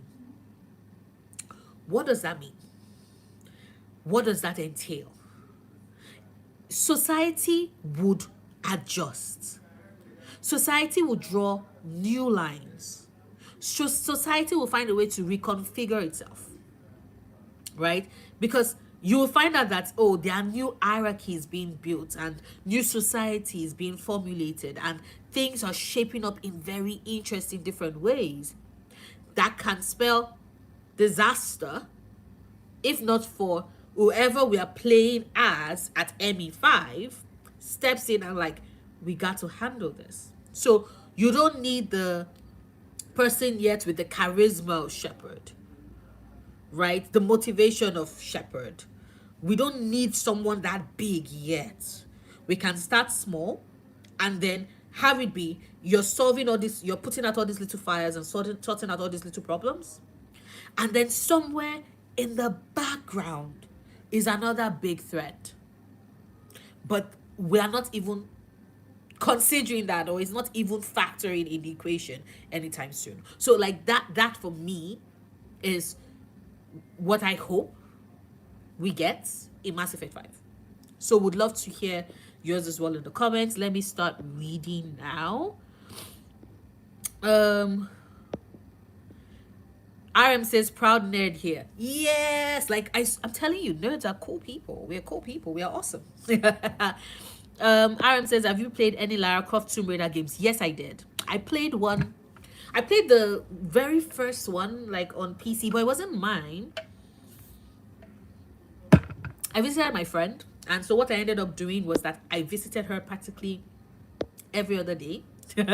So I could play it. I played one of the old ones. I cannot remember exactly which one, because this was back in 2002, like 2001, 2002. So it's been a while.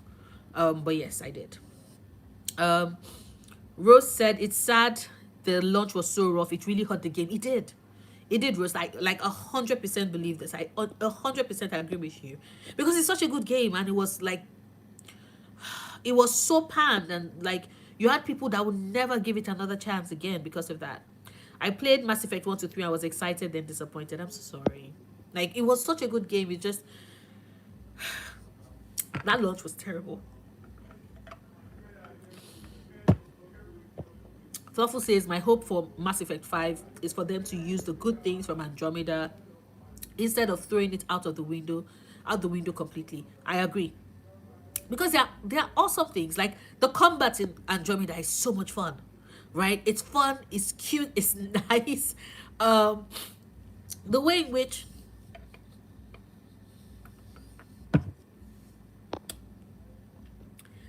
some of the romances in Andromeda played out were actually pretty cool. We're actually pretty decent. Right? So they build up on that, right? They build up on that. So it depends on even the romances that did not like yield much. That didn't yield much. That were more, I wouldn't say temporary, but they were not like main game romances. For example, the romance you get with what's his name?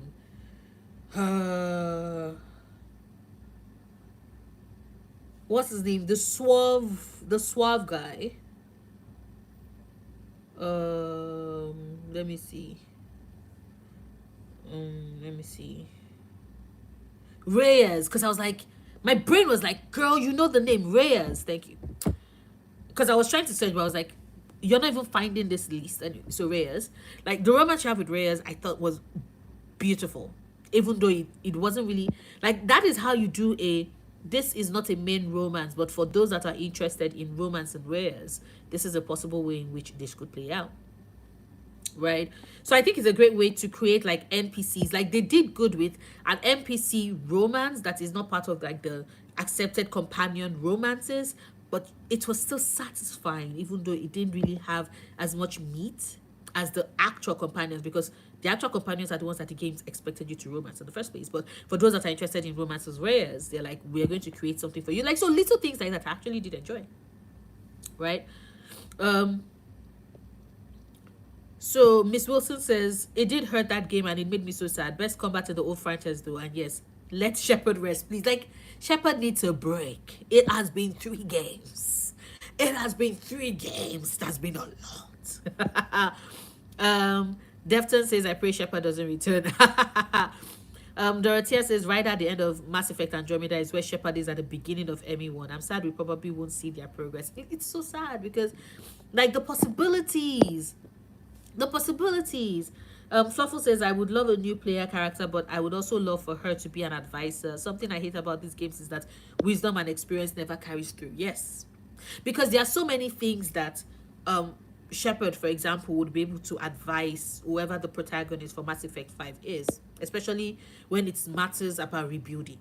Because a lot of these elements, right, that will start popping up and the fires that would need to be put out are still things and peoples and issues that Shepard would be able to have, like, opinions on, and they can actually give it to them. So it will be great, for them to return in that capacity. But, not in a way that we need to build them from scratch. Dorothea says, I prefer a new human N7 protagonist over a Shepherd return. Same, same. Edie is like my daughter. I love her so much. The way I was so encouraging of her relationship with Joker. I was like, Edie, get you your boyfriend. I'm so proud. Main concept said some people are suggesting a multiverse to include all the endings, which is a bad move to me. I like, no, there's no need for a multiverse.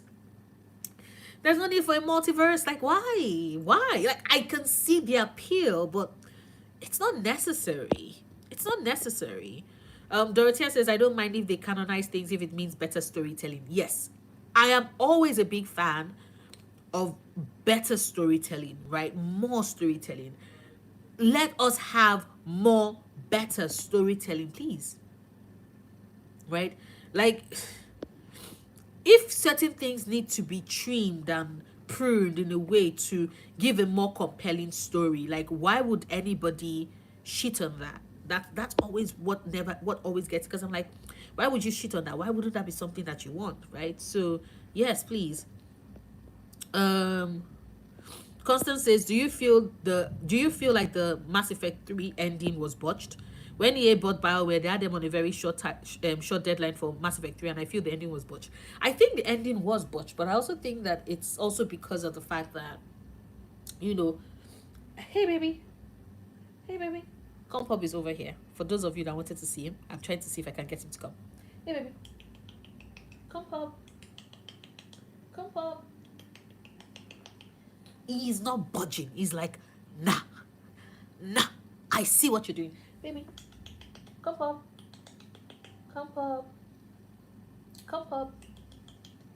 Yeah, he's not moving at all. He's like, girl, I know what you're about, and I am not budging.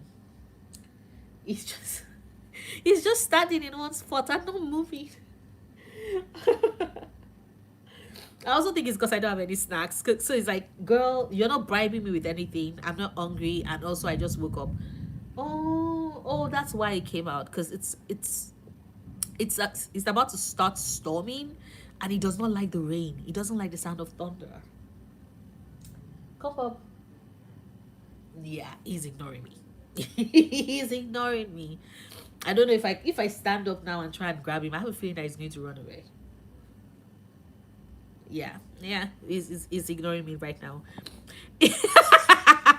Fluffle, yes, nothing humbles you more than your kitty cat, like your furry baby being like, I know you want me to perform in front of people, and I am choosing not to. You're going to regret this. He's like, I am not moving anywhere. I'm like, boy, why? He's just ignoring me. He's ignoring me. Sorry, I got distracted. So yeah, I was saying that about the ME3 ending. I honestly think that now I mentioned it in my last video, and I still say it all the time on Twitter, that I am a firm believer in artistic integrity. If that's the story you're saying you're giving, right, if that's the story you're giving about the art you're making, and please, I want them to be allowed to tell that story.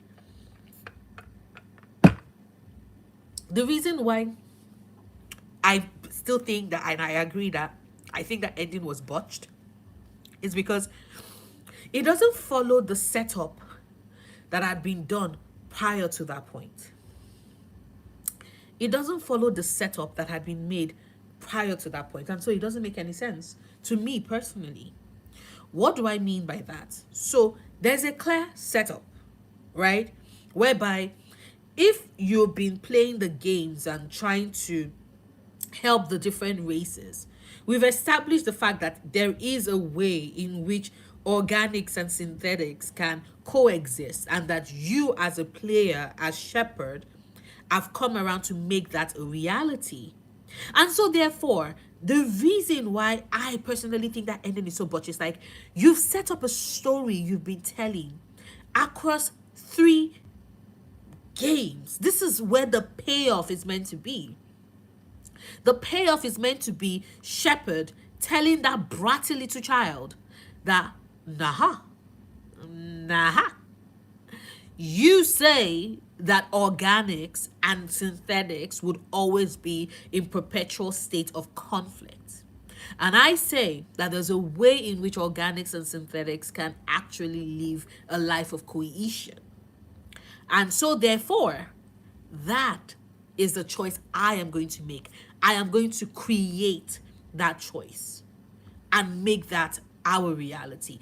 Like, if they had done that and made it that, that is an ending you can only get if you've resolved that conflict between organics and synthetics all this while.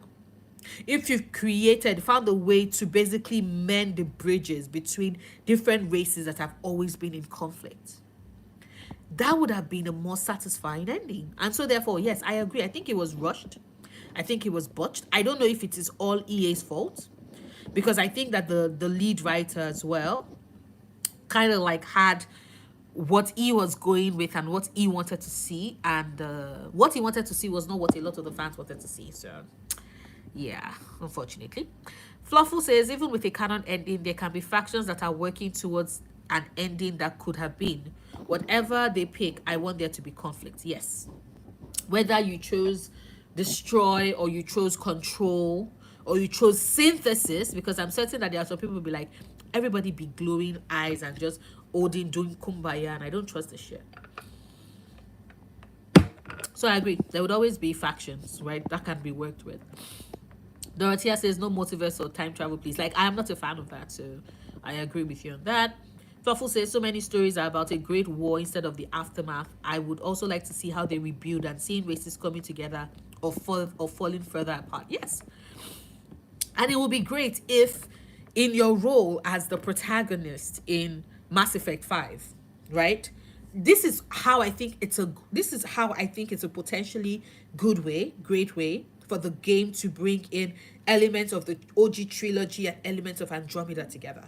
Because Andromeda is about exploration and rebuilding, right? And the trilogy is about surviving, like fighting your way towards surviving. And so, therefore, if you have a protagonist who is putting out little fires and squelching different factions that are struggling for power, whilst at the same time trying to rebuild, like support like races that are trying to rebuild and putting in the work for the society to try and fix itself, then you're able to get elements of both characters and what they seek to do in their stories, and you get to bring them into one person. It could be such an interesting way to look at that. It could be such an interesting way to look at that. Dorothea says post destroy is intriguing. Not, not even just post destroy, Dorothea. Not just post destroy, post control. Because people would know that there's somebody else in control. Like, imagine having to break the news that, yo, Shepard is now our overlord. That shit is going to leave so many people stunned. What do you mean Shepard is now our overlord? Like, so imagine what that is. Imagine what that would say. Imagine what that would mean. The concept of that makes something tickle in my brain in a good, happy way. So, or synthesis, right? Or synthesis. Like, imagine if it is that there are a group of people that were able to avoid synthesis, or if there's a way in which you can break free of synthesis. Wouldn't that just be an interesting, like, whatever? I think that they're going to go with destroy as canon, but whatever they choose as canon, there's like possibilities of how resistance and strife and conflict can still like be rooted. There are different ways in which you can see that happen still in the story. So that works for me. Dorothea says, I agree, start smaller again. Like, right? Let's start smaller again, and then we slowly build to the big things. Main concept says, I hope Shep is alive, but an ally or side character. Same. Fluffle says, I doubt they will start small, to be honest. Think most devs are pressured to always make the next big evil in every sequel, sadly. Like, that is so sad. Because we don't need that. That is so sad, though. Dorothea says, what they started in Andromeda with the companions, they elevated it in Vilgard. Yes, actually, I agree. I agree with Fluffle as well. Yes. Fluffle says nothing. Oh yes, I've seen this part. Maybe you will see your kitten another time. Yes, because now he's gone. I just looked. It was initially was just there like I'm gonna just sit here really quiet and just look at you, ignore me. But I also choose to ignore you. And now he's gone. Fluffle says I would like the next game to focus on the coexistence between organics and synthetics. There would be so much prejudice after the war. Yes, because then you then have people be like blame the synthetics because they're like the reapers are synthetics, so it then becomes you guys are the reasons behind it, and then it just becomes a case of is it that as a society we never learn and we never push past our mistakes, and are we stuck in an endless cycle? That then becomes the story, and think about how compelling that would be. Think about how compelling that would be. Then it then becomes a case of, oh shit, not again. We are doing this again. We're doing this again. Like, I think that would be very compelling. So Constance says, I agree with you about the ME3 ending. Thank you. Main concept. So peace should have been an option at the end of ME3. I like the idea. I think the Reaper's problem was their narrow perspective and character. They were in essence indoctrinated by their own beliefs. The Reapers are not the Geth. I find it interesting that like people synthetic like can't at all be reasoned with. Yes. Because like imagine if that could have been accomplished. Imagine if that could have been accomplished.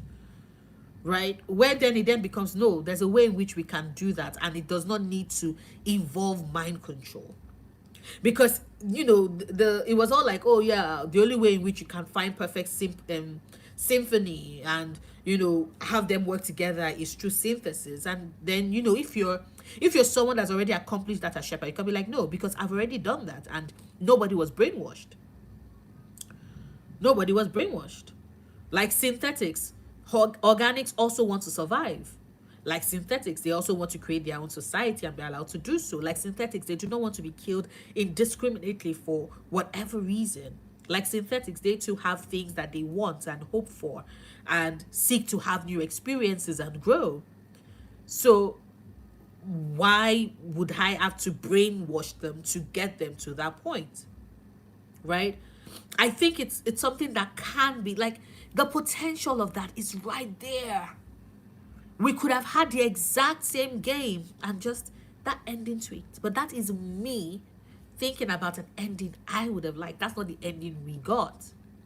So now we have to think about the ending we got and what the story can be told from that perspective, which is what I was getting at. So. Fluffle says a Mass Effect 5 with an emphasis on Star Trek diplomacy and exploration would be my jam. No multiverse, but def some sci-fi way to bring faraway races into the Milky Way. Yes. Sorry, excuse me. Yes, I agree. Imagine if the destruction, the annihilation, the removal of the Reapers creates some sort of ripple effect, whereby races across the different, like across the universe, basically get the message, pick up on the fact that this existential crisis, these killing machines that they've been warily watching and waiting for and terrified of when they would arrive, are no more.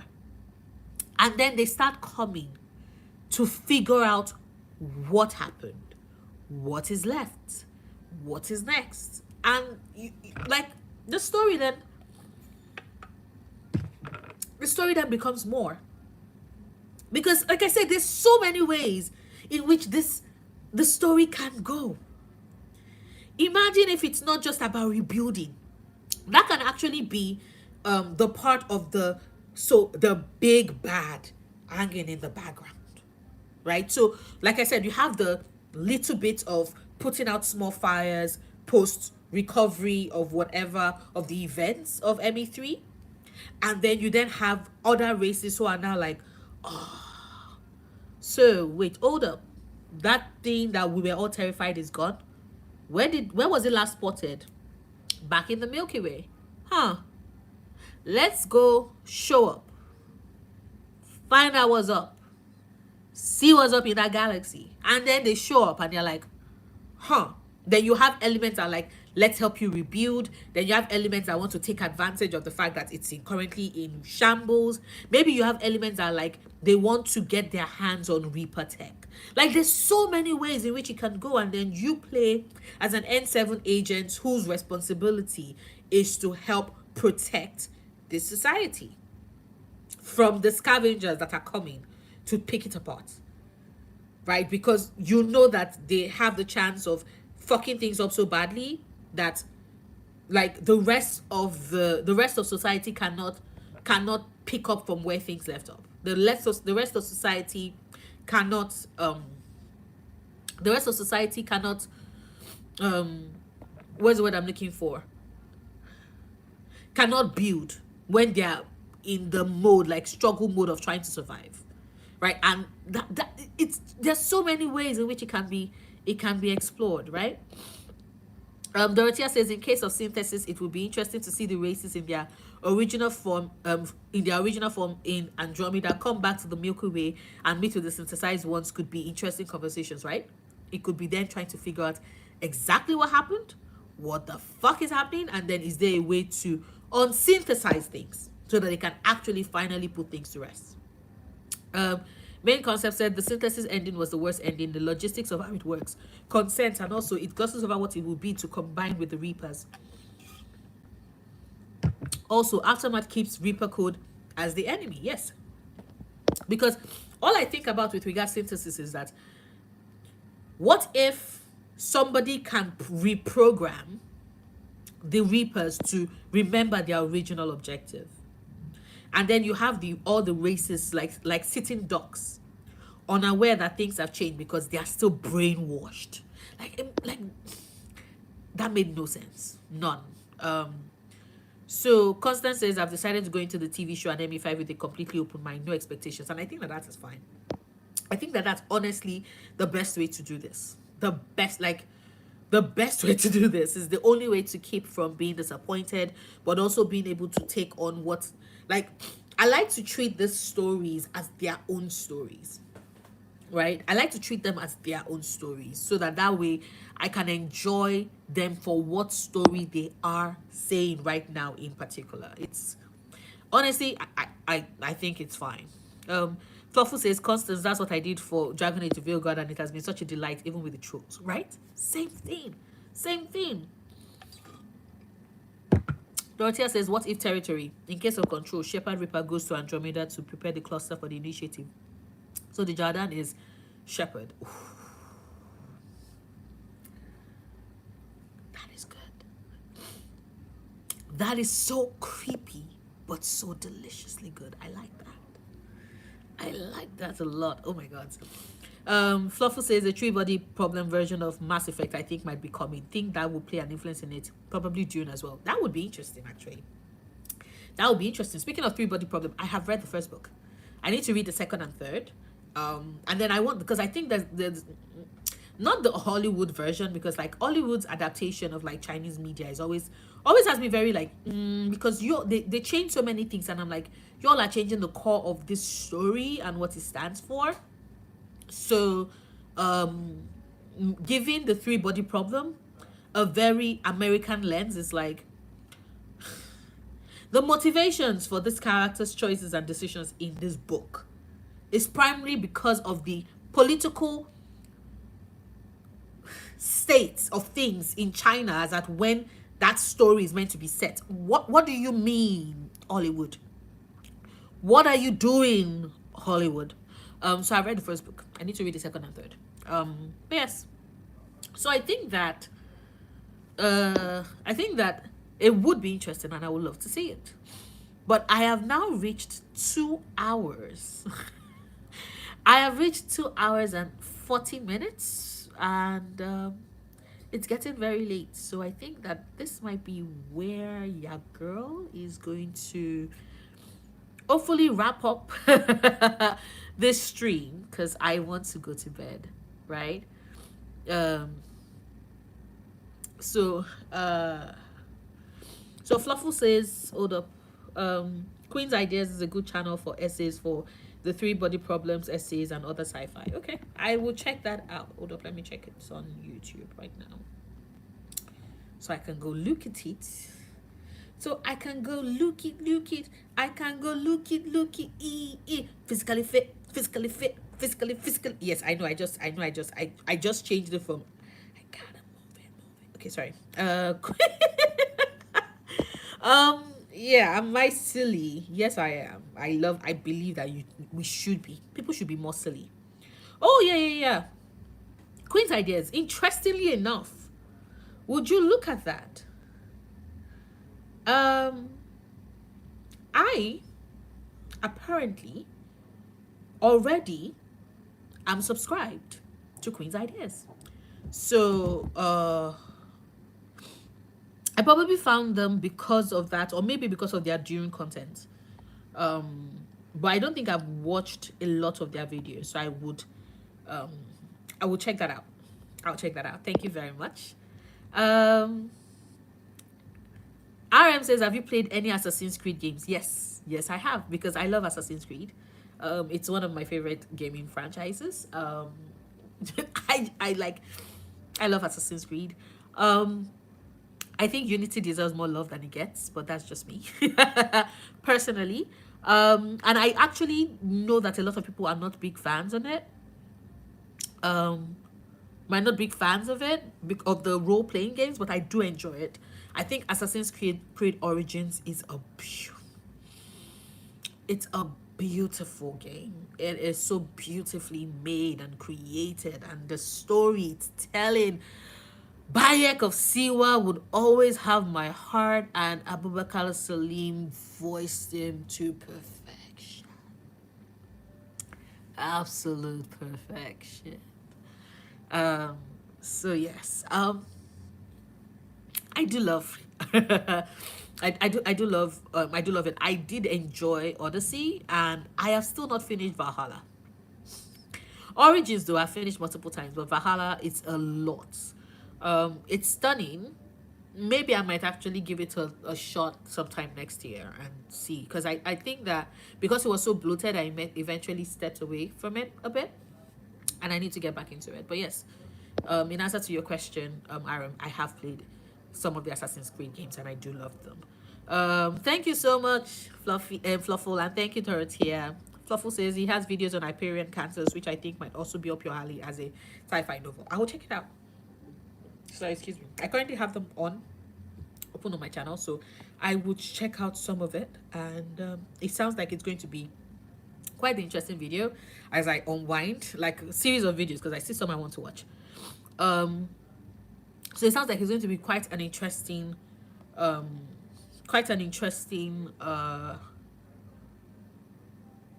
it looks like it's going to be quite an interesting night. I'm just going to slowly unwind as I watch this.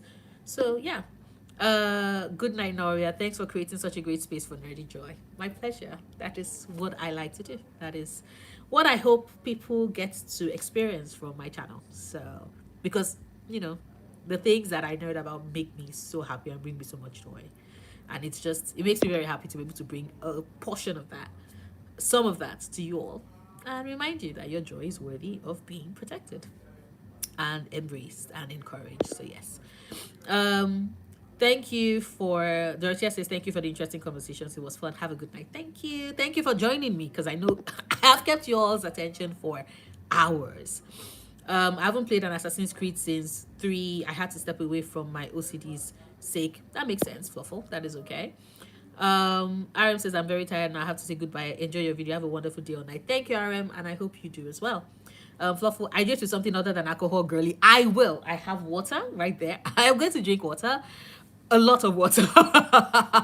And then take a shower. I like to sleep to ASMR sounds, so I'm going to do that, and then I would go to bed and cuddle my cat a bit, even though he's always like grumpy. He's like, why are you cuddling me? Give me space. Give me space. And I'm like, yeah, but a little bit of a cuddle. Then I'll give you space. So yeah, I would really enjoy that. And give a treat to the babies. He deserves it. He always deserves it, right? He deserves it. He's definitely getting some tonight. Okay. And I will tell him that it's because you all asked me to. So he can be like, awesome. Maybe next time when he's around and I'm like, I'm talking to you all, he can come out and be like, ee. I'm still trying to figure out a way in which the streams can work, because I think my problem is that scheduled videos don't work well for me. So I have to go live first. So because the scheduled one just always gets a mess, but hopefully I will get to do more live streams sometime more in the future. Hopefully you enjoyed this one. Thank you so much for giving me your time. It's been almost 2 hours and 40 something minutes. So do enjoy the rest of your day. And if it's nighttime for you, do enjoy the rest of your night. And I hope you have a great weekend ahead. Bye.